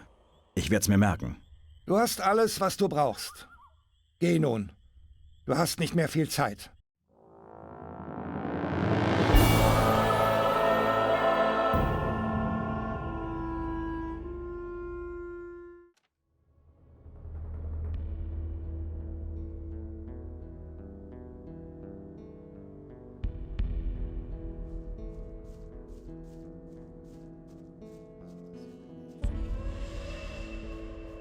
Man darf halt nicht alles glauben, was kann man einem hört. leid tun.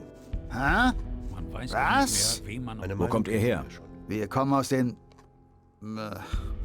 Sind aus der Stadt. So, aus der Stadt also. Siehste, hast es kapiert. Hier, nimm erst mal einen Schluck. Was macht ihr hier? Wir haben von der Drachenjagd gehört. Also haben wir unsere Sachen gepackt und sind hierher gekommen. Aber um ehrlich zu sein, sind mir die Drachen scheißegal. Ich will nur ein bisschen Gold. Drachen haben doch Gold, oder? Bestimmt. Was weißt du über die Drachen?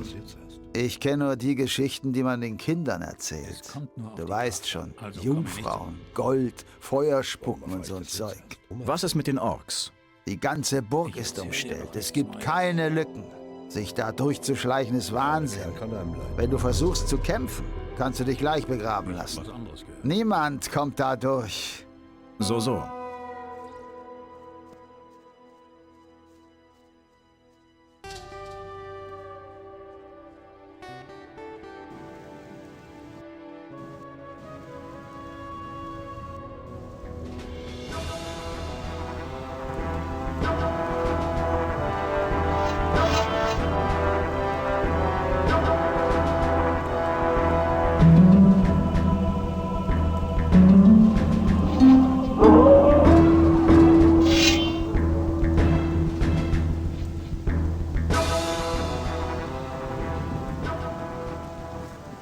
Gut, dass du kommst. Hier ist die Hölle los. Was ist passiert? Die Drachenjäger machen sich hier in der Burg bereit und prahlen damit, das Drachenproblem lösen zu können. Aber ich sag dir was. Die töten noch nicht mal einen alten, kranken Snapper, so wie die aussehen. Viele von uns sind mittlerweile echt beunruhigt und glauben nicht mehr so recht daran, dass wir hier jemals wieder lebend rauskommen. Man muss eben aufsehen. Ich bin zurück. Das sehe ich selbst. Wo ist die Verstärkung? Lord Hagen kommt, sobald er alle Dinge erledigt hat. Es ist viel passiert. Interessiert mich nicht. Ich brauche Truppen. Die Orks werden immer mehr und wir können nicht mehr lange standhalten. Meine Männer sind müde und die Vorräte gehen zur Neige. Es sind einige Freiwillige eingetroffen. Du meinst die Drachenjäger draußen im Hof? Die können uns helfen, aber es sind einfach zu wenig. Wenn Hagen nicht bald Männer schickt, kann ich nichts garantieren. Kannst du mir noch mehr Informationen über die Drachen geben? Ich habe mich noch um andere Dinge zu kümmern. Mein strategischer Offizier Auric kann dir mehr dazu sagen. Ich bin schon wieder zurück. Ich hätte nicht gedacht, dass wir dich nochmal wiedersehen, nach deinem Auftritt hier vor ein paar Tagen. Ich heiße dich in unserem Orden willkommen. Vielleicht ist dein Auftauchen ein gutes Omen. Ich brauche mehr Informationen über die Drachen. Westlich der Burg hat sich in den letzten Tagen ein ziemlich großes Sumpfgebiet gebildet. Ziemlich verdächtig, findest du nicht? Kannst du mir sagen, wo ich die anderen finde? Es gibt da eine Felsenfestung im Süden, noch weit hinter dem Vulkan. Unsere Späher haben berichtet, dass die Festung schwer bewacht ist. Vielleicht verbirgt sich dort einer von ihnen.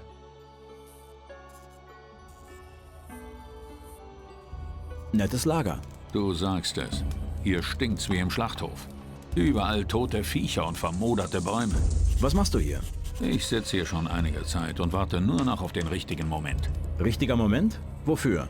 Da drüben soll sich angeblich ein Drache aufhalten. Seit er hier ist, hat sich dort ein ziemlich übler Sumpf gebildet. Ich kann mich noch gut an die Zeit erinnern, als man in dieser Gegend noch keine nassen Füße bekommen hat.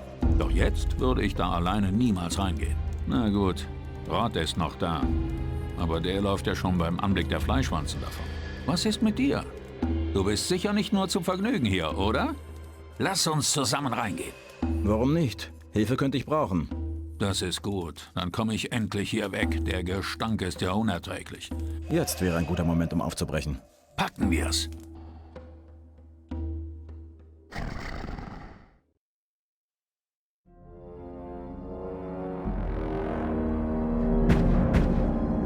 Wehe dir, wenn du noch einen Schritt näher kommst. Ah, das Auge Innos scheint zu funktionieren. Es kamen schon viele deiner Art. Ich habe sie alle hinweggefegt. Spar dir die Mühe. Du machst mir keine Angst mit deinen Sprüchen, du stinkende Ausgeburt der Hölle. Sag mir, was ich wissen will, oder ich werde dich in deinem Blut ertrinken lassen. Du kleiner Wurm wagst es, mir zu drohen? Nenn mir nur einen Grund, warum ich dich nicht gleich in 1000 Stücke zerfetze. Ich bin ein Gesandter Innos und trage das geweihte Auge bei mir. Du hast keine Wahl. Du wirst dich meinem Willen beugen oder ich werde dich vernichten. Sag, was du von mir willst. Wer bist du? Mein Name ist Pandrodor. Und du wärest gut beraten, wenn du wieder unter den Stein kriechst, unter dem du hervorgekrochen bist. Wo finde ich den Rest von euch widerlichen Kreaturen? Die Elemente, aus denen alles gemacht ist, halten diese Welt zusammen. Jedes einzelne steht für die Fähigkeit, einen Teil der Welt zu kontrollieren. Suche nach den Elementen und du wirst die anderen finden. Was in Enos Namen muss ich tun, um euch wieder aus der Welt der Menschen zu verbannen? Bevor du handeln kannst, musst du erst den Sinn unserer Zusammenkunft verstehen. Doch wird dir niemand aus freien Stücken davon berichten. Allein das Auge könnte unsere Zungen lösen und dir unsere wahren Ziele offenbaren. Allerdings wird dir das nichts nützen, wenn du tot bist. Das Auge hat dir den Zugang gewährt. Doch ob du meiner würdig bist, wird allein der Zweikampf entscheiden. Die Macht des Auges ist verbraucht. Dein Leben endet hier, Mensch.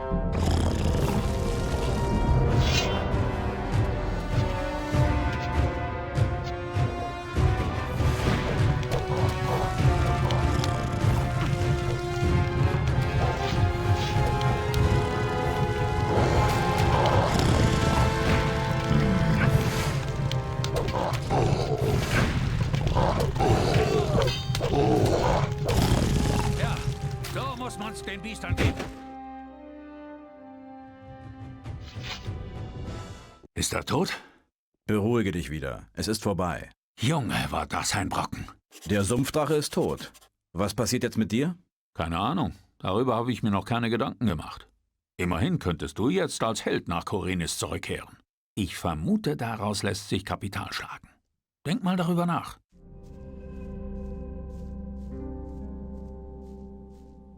Hier hast du dich also verkrochen. Du bist auch nicht klein zu kriegen, was? Hast du schon Beute gemacht? Ich warte noch. Ich habe den Eindruck, dass da oben in der alten Felsenruine was zu holen ist. Nachts brennen dort Lichter. Und ich kann Schreie hören. Ein Drache? Höchstwahrscheinlich. Die Hochebene da oben wird bewacht wie die verdammte Schatzkammer des Königs. Leider ist das der einzige Weg zur Festung. Als ob die Drachen noch nicht schlimm genug wären. Sie haben anscheinend noch einige weitere Unholde im Schlepptau. Was für Unholde sollen das sein? Ich habe sie noch nicht richtig erkennen können. Aber sie sind aufrechtgehende Wesen mit schuppiger Haut. Sie streifen über die Felsen wie Snapper, die eine Beute gewittert haben. Ich kann sie hier unten schnüffeln und schnauben hören. Ich glaube, sie haben die ganze Ebene da oben in Beschlag genommen. Kannst du mir helfen, in die Festung zu kommen? Ich weiß nicht so recht. Ich habe Angst, dass die Orks genau in dem Moment losschlagen, wenn ich gerade nicht hinsehe. Das ist Paranoia. Kann's nicht ändern. Ich würde es mir nie verzeihen, wenn ich zu spät käme, verstehst du? Andererseits, was soll's? Wozu bin ich hergekommen? Lass uns die Ebene stürmen und den Weg zur Festung freikämpfen. Ein bisschen Bewegung kann nicht schaden. Außerdem will ich mir die Biester da oben mal aus der Nähe ansehen. Sag Bescheid, wenn's losgeht. Lass uns angreifen. Wie in alten Zeiten, was? Aber ich sag dir was. Das wird meine Schlacht. Diesmal werde ich vorangehen.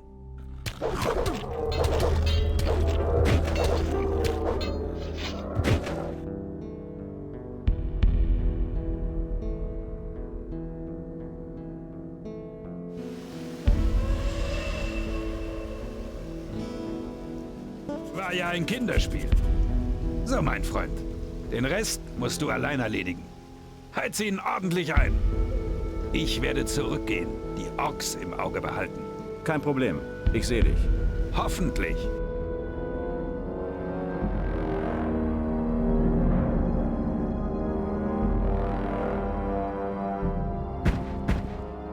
Noch so ein vermessener Wicht, der sich auf meinen Felsen traut. Ihr kleinen Menschen. So mutig, doch so zerbrechlich. Ich werde dir die Eingeweide herausreißen und dich an die Ratten verfüttern. Nicht so schnell. Ich trage das Auge Enos bei mir. Du wirst mir gehorchen und mir meine Fragen beantworten. Stell deine Fragen. Wer bist du?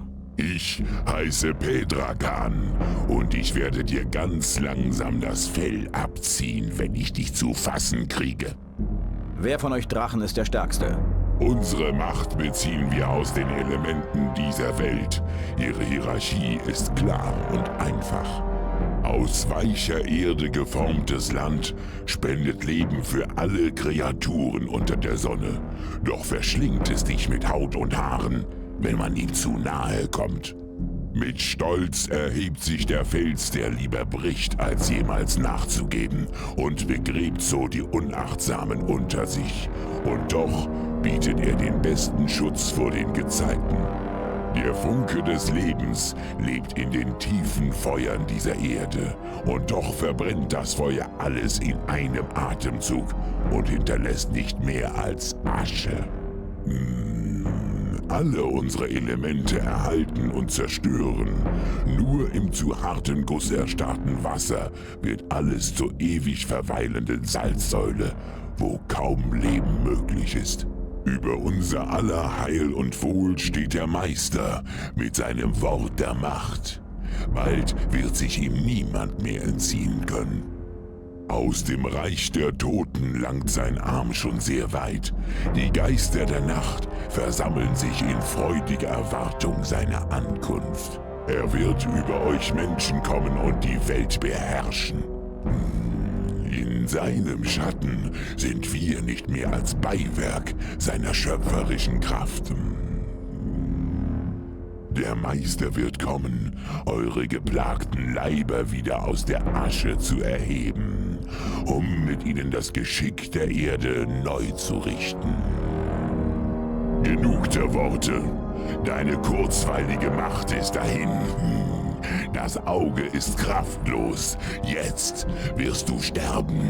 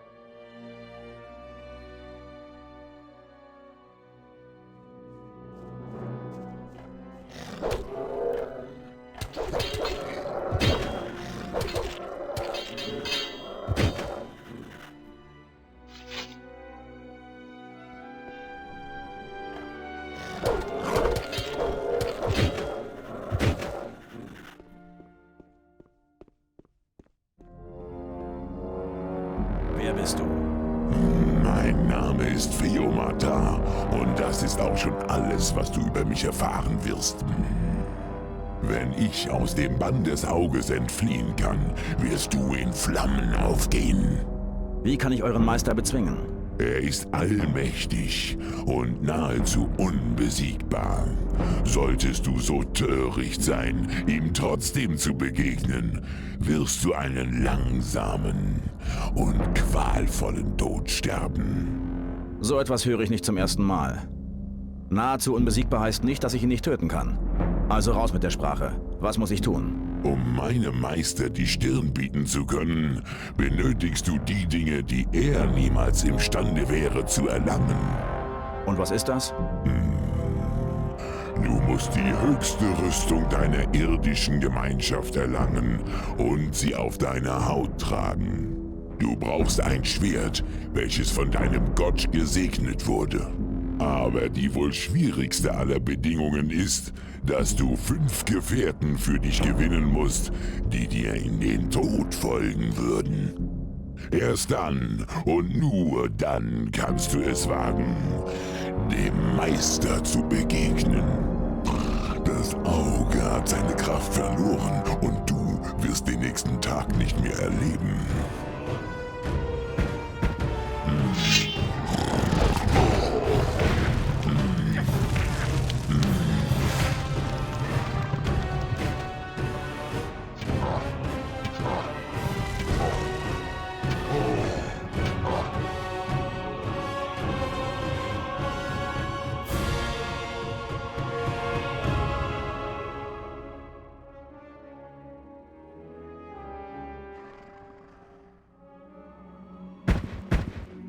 Warum störst du meine Ruhe?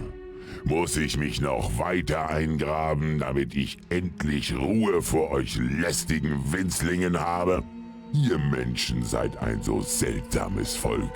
Hinweggefegt durch den Odem des Todes findet sich doch immer noch jemand, der sich aus der Asche erhebt und sich zum Helden berufen fühlt.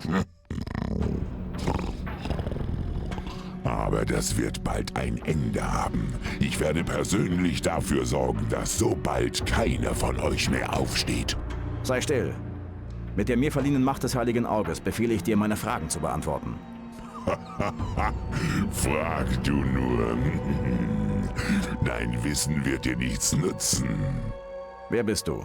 Ich bin Finkrek, Herr über Schnee und Eis, Hüter der Zusammenkunft und zu guter Letzt dein Tod.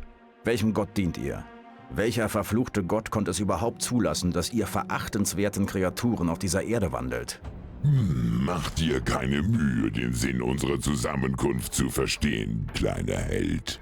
Belia hat es nicht nur zugelassen, dass wir jetzt hier sind, er hat es uns sogar befohlen. Beflügelt von seinen heiligen Worten werden wir nicht eher ruhen, als dass wir seinen Willen in die Tat umgesetzt haben. Wie kann ich euren Meister finden? Er hat seinen Hort im festen Fels der heiligen Hallen von Irdorat errichtet und wartet dort auf die Erfüllung seines Schicksals. Auf dass er dieser Welt die Ordnung zurückgebe, die sie verdient, verweilt er dort in tiefer Meditation und... Verschone mich mit den Einzelheiten. Sag mir lieber, wo ich diese heiligen Hallen von Irdorat finde. Du enttäuscht mich, kleiner Mann. Hast du doch allen Gefahren getrotzt, fast alle von uns bezwungen und scheiterst nun an deinem Unvermögen, das obere Wissen anzuwenden. Wenn dir Irdorat kein Begriff ist, dann solltest du besser zu deinen Magiern gehen und sie bitten, dich um ihre weltlichen Belange kümmern zu dürfen. Denn ganz offensichtlich bist du noch nicht bereit für die hohe Bürde ihres oberen Wissens. Die Kraft des Auges ist erloschen und deine Zeit ist nun abgelaufen.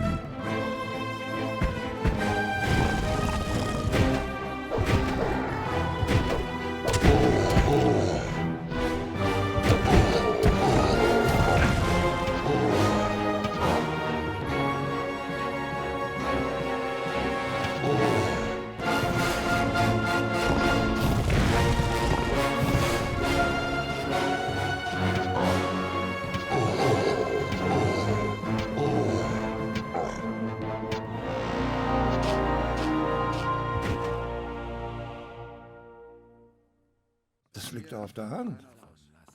Ich habe Neuigkeiten über die Drachen. Berichte. Alle Drachen sind tot. Ich habe den Drachen im Sumpf östlich von hier getötet.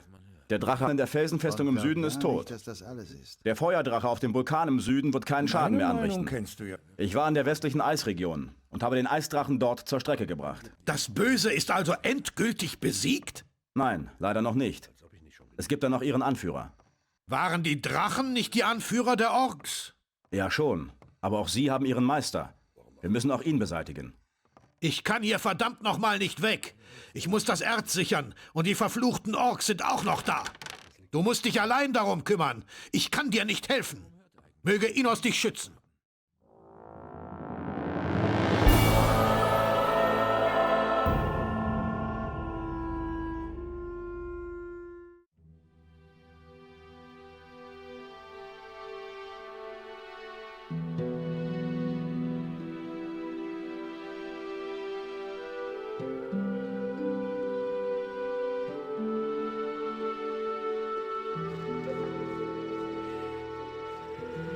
Wo ist Xardas? Er ist fort und hat in seinem Turm diese Dämonenwesen zurückgelassen. Ich glaube, er will nicht, dass jemand während seiner Abwesenheit in seinem Turm herumschnüffelt. Wo ist er hin? Das hat er nicht gesagt. Er bat mich nur darum, dir diesen Brief von ihm zu geben. Ich habe ihn gelesen. Tut mir leid. Ich war neugierig. Und? Keine Ahnung. Ich habe kein Wort verstanden, Mann. Aber eines steht für mich fest. So bald werden wir ihn nicht wiedersehen. Ich glaube, es ist ihm hier einfach zu brenzlig geworden. Und da hat er sich einfach aus dem Staub gemacht. Du siehst nicht gerade fit aus. Diese Kopfschmerzen wollen einfach nicht aufhören. Da braut sich was zusammen. Ich denke, ich werde mich jetzt erstmal ausruhen.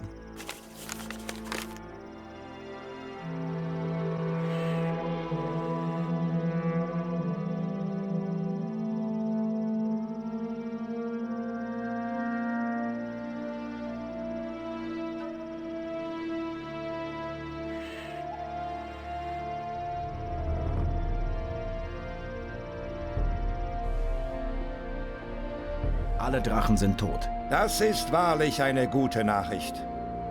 Es ändert jedoch nichts an unserer scheinbar aussichtslosen Situation. Die Suchenden sind immer noch nicht abgezogen. Ganz im Gegenteil. Mir kommen immer mehr Berichte zu Ohren, dass sich ihre Zahl in den letzten Tagen sogar noch vermehrt haben soll. Die Drachen zu töten alleine hat dem Feind noch keinen ausreichenden Schlag versetzt. Wir müssen das Übel an der Wurzel packen. Ich habe mit den Drachen gesprochen. Was haben sie gesagt? Sie sprachen unentwegt von der Macht ihres Meisters und dass dieser sich in den Hallen von Irdorat niedergelassen hat. Enos stehe uns bei. Der schwarze Tempel hat seine Macht zurückerlangt und schickt nun seine Schergen über unsere Welt. Was sind diese Hallen von Irdorat? Der östliche Beschwörungstempel des Gottes Belia. Es sind ihrer Zahl 4 im Lande Myrtana. Doch dieser ist der wohl furchteinflößendste Tempel von ihnen. Vor etwa 40 Jahren zerstörte man den nördlichen und westlichen Tempel dieser abscheulichen Gottheit. Die tapferen Ritter dieser Zeit hatten alles eingesetzt, um diese mächtigen Bauwerke dem Erdboden gleichzumachen. Die schwarzen Horden des Feindes hatten damals der Überzahl und dem Heldenmut der Ritter und Paladine nichts entgegenzusetzen. Es wäre ein leichtes gewesen, die beiden anderen Tempel auch zu zerstören, um das Land endgültig von dem Übel zu befreien. Doch sie waren nach dem Fall des zweiten Tempels einfach verschwunden. Verschwunden? Ein ganzer Tempel? Ach komm. Spotte nicht. Die Situation ist ernst. Wenn die Hallen von Irdorat tatsächlich wieder an Macht gewonnen haben, wird es schwierig, den Feind zu besiegen. Dazu müsstest du ihn erst einmal finden. Und ich denke, das wird deine nächste und schwierigste Aufgabe sein. Wir werden sehen. Das verloren geglaubte Buch von Xardas, wo ist es? Ich hatte mir schon gedacht, dass du danach fragen würdest. Aber ich fürchte, damit wirst du nichts anfangen können. Es ist magisch versiegelt worden. Ich habe es in unsere unteren Gewölbe gebracht. Und selbst wir haben bisher vergeblich versucht, es zu öffnen. Dieser verdammte Xardas hat sich da einen derben Scherz erlaubt. Kann ich das Buch sehen? Von mir aus? Ich kann mir nicht vorstellen, dass du da Erfolg hast, wo die größten Meister unseres Klosters gescheitert sind. Aber versuch es ruhig. Talamon wird dich nicht aufhalten. Ich habe für so etwas keine Zeit. Xarak Bendardo. Ah, das Buch öffnet sich. Es ist ein Brief und ein Schlüssel in dem Buch versteckt.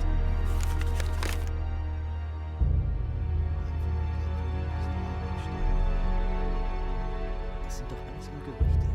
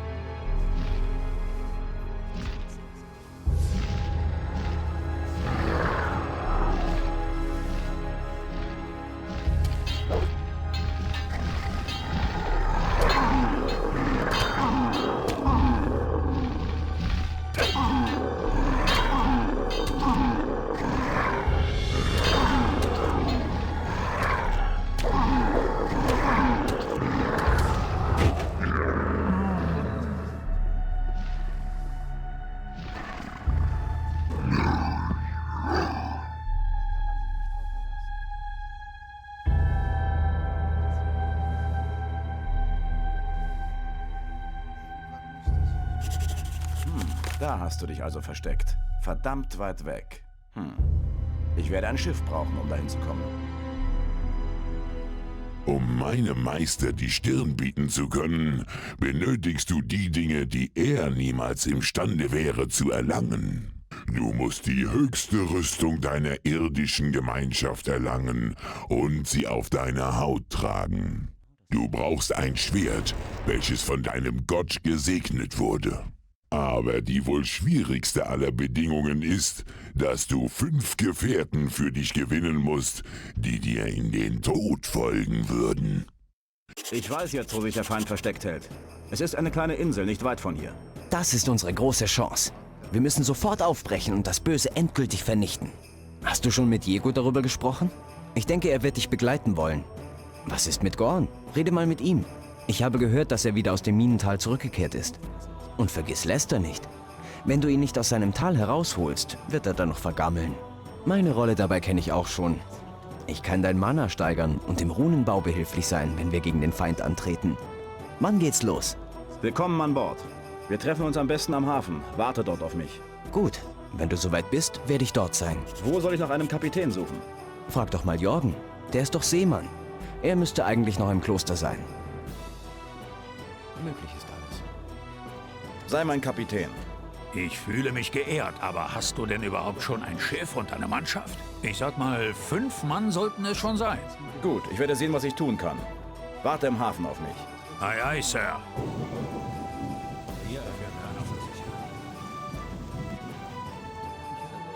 Ich könnte dich und deine Axt gebrauchen. Na, das wundert mich nicht. Das kann ich für dich tun. Würdest du mit mir zu einer Insel segeln und dem Feind in den Arsch treten? Klar. Sofort. Sag mir nur, was ich tun muss. Komm zu mir an Bord. Warte am Hafen auf mich. Ein Schiff? Ha. Eins muss man dir lassen. Mit dir wird es nie langweilig. Komm schnell nach. Hast du eine Ahnung, wie ich an das Schiff der Paladine komme? Meinst du, dann wäre ich noch hier? Das Ding ist besser bewacht als früher die Erztransporte des alten Lagers. Es muss doch eine Möglichkeit geben, auf das Schiff zu kommen. Klar, draufkommen müsste einfach. Aber das ist doch nicht alles. Um das Schiff zu lenken, brauchst du einen Kapitän, eine Mannschaft und so weiter. Da hängt ein riesiger Rattenschwanz dran. Würdest du mit aufs Schiff kommen? Machst du Witze? Natürlich wäre ich dabei. Ich habe auf dem Festland noch ein paar alte Rechnungen zu begleichen. Außerdem könnte ich dich im Kampf mit der Ein- und der Zweihandwaffe unterweisen. Ich könnte also von großem Nutzen für dich sein. Dann pack deine Sachen. Was denn? Jetzt sofort? Ja. Ich habe vor, hier zu verschwinden. Und wenn du mitkommen willst, komm zum Hafen. Wir treffen uns am Schiff. Ich habe schon so lange auf diesen Moment gewartet. Ich werde dort sein.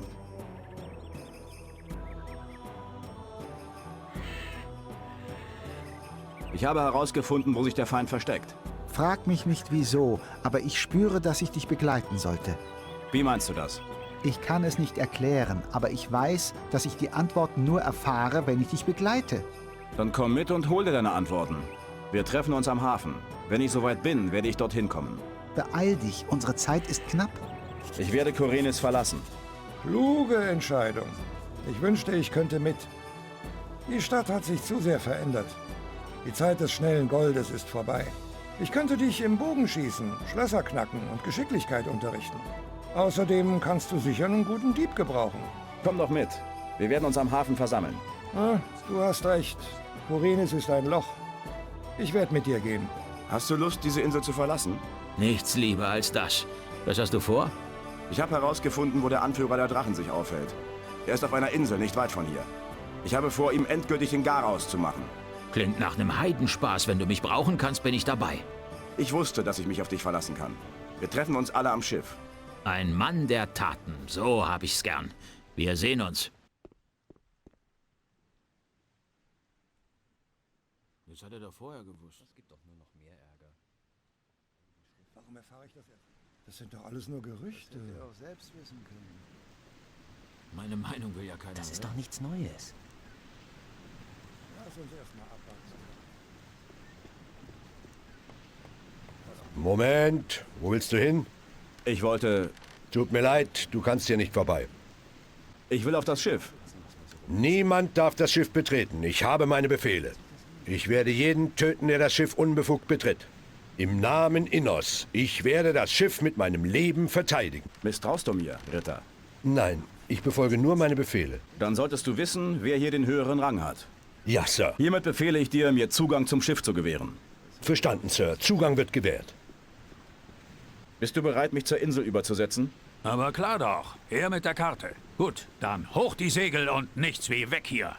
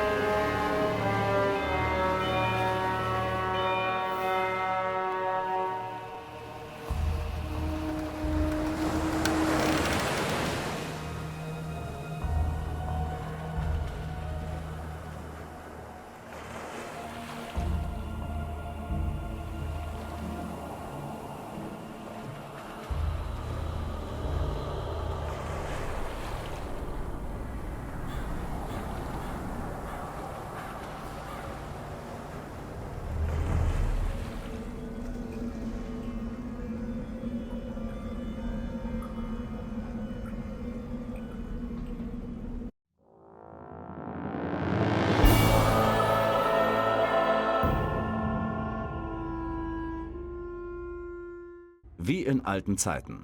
Du sagst es. Ich bin ja mal gespannt, ob es diesmal klappt. Was? Dass du deinen Hintern retten kannst, bevor wieder die ganze Höhle über dich hereinbricht. Da sind wir. Diese Insel ist doch nicht so weit von Korinis entfernt, wie ich angenommen hatte. Mir ist sie nicht bekannt gewesen. Aber jetzt wird mir natürlich einiges klar. Ich hatte mich schon immer gefragt, wie die Orks so schnell ihren Nachschub organisieren konnten. Mit diesem Vorposten ist es ja auch kein Kunststück. Wenn du ins Innere der Insel vordringst, wirst du wahrscheinlich auf die eine oder andere Falle stoßen. Wenn du irgendwo nicht weiter weißt, dann komm zu mir. Vielleicht kann dir meine Erfahrung weiterhelfen.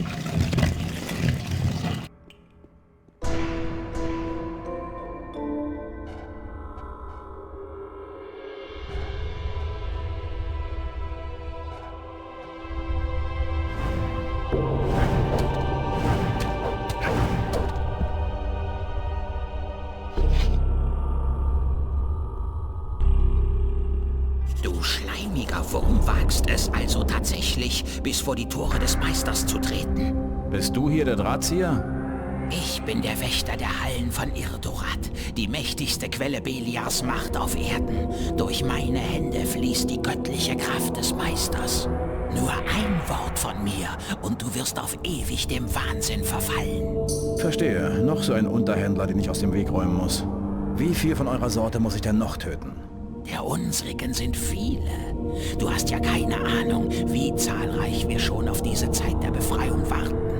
Ein Strom von Klageschreien wird sich über das Land ergießen, wenn wir in die Welt hinausziehen. Um die Welt von den Barbaren, die sich selbst die Hüter des Feuers nennen, zu befreien. Wer ist dein Meister? Er ist ein Wanderer zwischen den Welten. Seine göttliche Weisheit erleuchtet uns.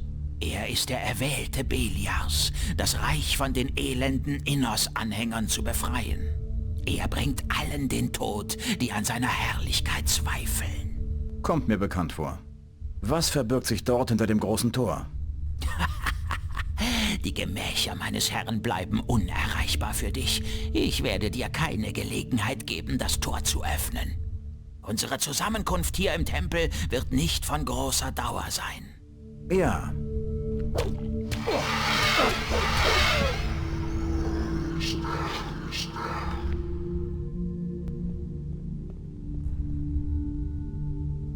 Kadosh Kadar, öffne dich.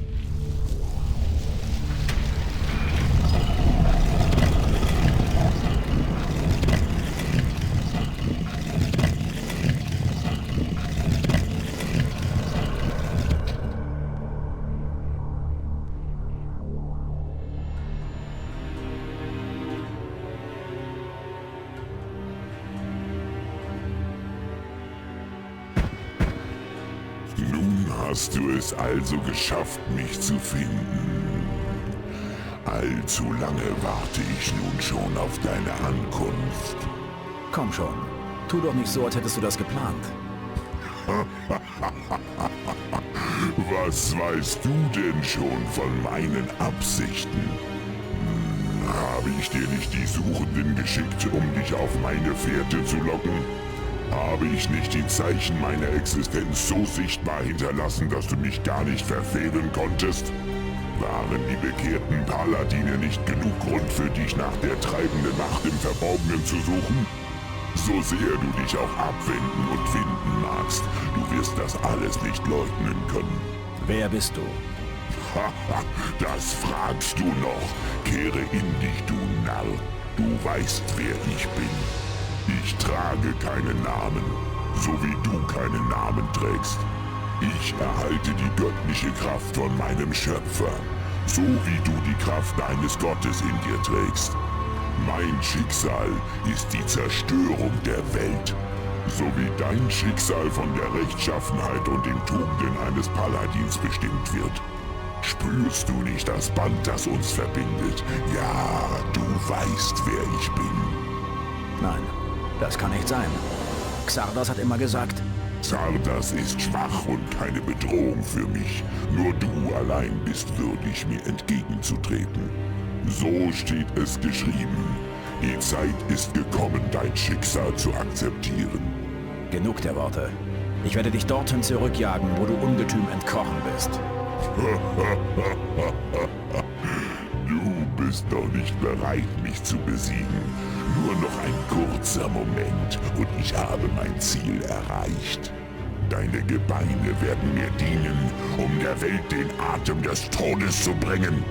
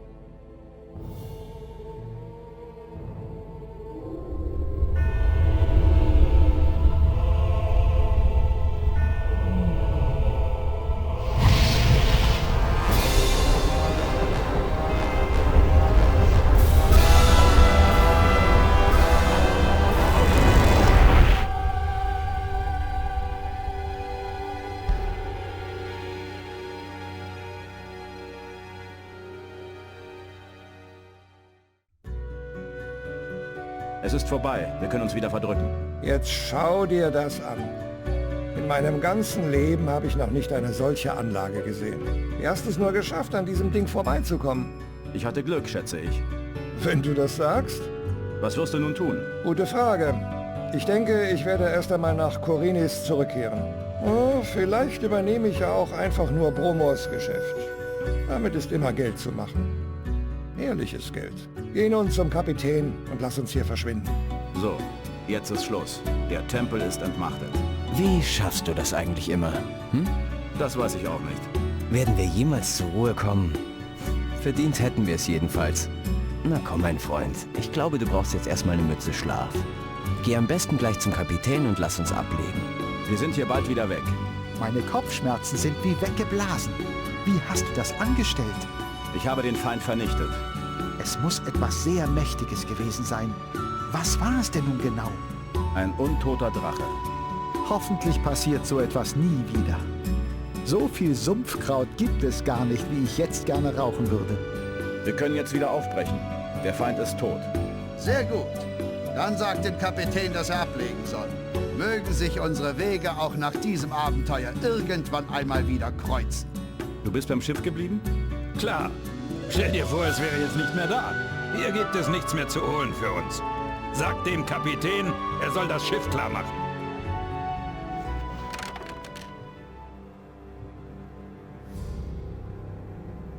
Und der Mensch erschlug das Tier und es ging ein in Belias Reich. Xardas. Was genau ist im Tempel von Irdorat passiert? Du hast mit Innos Hilfe den Avatar des Bösen besiegt. Und ich habe seine Macht in mir aufgenommen. Seit ich den Kreis des Feuers verlassen habe, hatte ich nur dieses eine Ziel.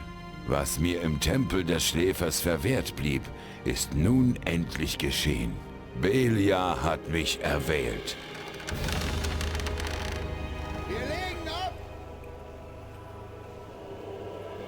Dann gehorchst du jetzt dem Gott der Finsternis? Nein, ich gehorche genauso wenig Belia, wie du Innos gehorchst. Nicht einmal die Götter wissen, was das Schicksal für uns bereithält. Und ich beginne gerade erst zu begreifen, welche Möglichkeiten sich mir eröffnen.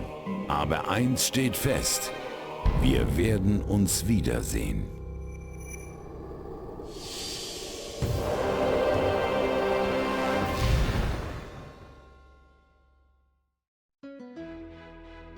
Hi, ich bin neu hier. Es sind Lügen, mit denen sie den Geist derer beherrschen, die schwach sind. Dein Glaube ist stärker als ihre Lügen. Alles klar, Alter? Fühlst du nicht jeden Tag den Wunsch nach Freiheit? Fühlst du, wie er jeden Tag wächst? Er lenkt deinen Geist. Lass es geschehen. Ich sag dir was, du hast ein Problem. 3 tote Gardisten und eine ganze Menge Zeug zum Verhökern. Darauf trinke ich. Hier, trink noch einen auf meine Rechnung. Er ist dem Schnaps verfallen. Ich fürchte, von ihm ist keine Hilfe zu erwarten. Hi, wer bist du? Das willst du gerne wissen. Hm? Dein sinnloses Morden will einfach nicht enden. Na klar. Was denkst du denn, was ich hier mache? Mir die Eier schaukeln? Das war nicht unsere Abmachung. Und das weißt du genau. Du willst ein paar aufs Maul? Kannst du haben. So, du denkst also, du bist einer von den Harten. Versuch's doch mal bei mir. Weißt du, warum ich hier bin? In einer Nacht habe ich 1 Dutzend Leute umgebracht. Einfach nur so. Klingt gefährlich. Hey du, neu hier, was? Auf den Reisfeldern brauchen wir noch jemanden, der den Bauern Wasser bringt. Das ist nichts für mich, das überlasse ich lieber den anderen. Hey, brauchst du Fisch? Bei mir bekommst du Fisch ganz frisch aus den Tiefen des Meeres. Der Letzte, der das versucht hat, ist tot auf der anderen Seite angekommen. Verstehe. Du bist nicht nur hier, um Fische zu kaufen. Ah, gut, dich wiederzutreffen. Wie ist es dir ergangen? Ich bin der Auserwählte. Ehrlich? Wie kommst du zu dieser Entscheidung? Gute Frage. Ich werde drüber nachdenken.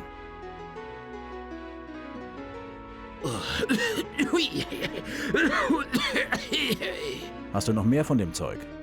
Ich hatte einen schlechten Tag und suche ein bisschen Ausgleich. Halt mal still.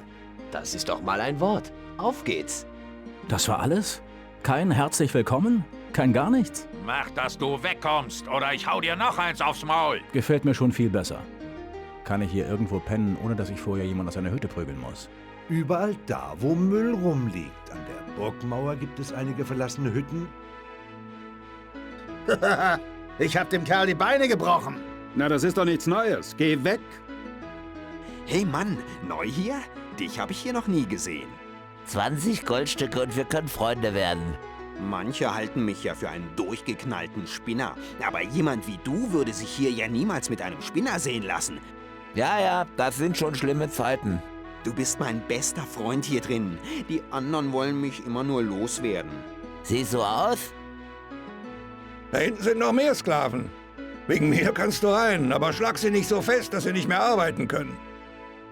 Diesen bedauernswerten Kreaturen ist nicht mehr zu helfen. Ich gehe dann mal. Dann geh mal. Wir sind überladen. Wir müssen was von dem Gold über Bord werfen. Finger weg von dem Gold. Hör zu, es wäre wirklich besser, wenn wir... Ich will nichts mehr davon hören. Ich habe gehört, der Krieg mit den Orks steht schlecht. Und? Wir werden das ganze Gold vermutlich nirgendwo ausgeben können. Das Gold bleibt an Bord.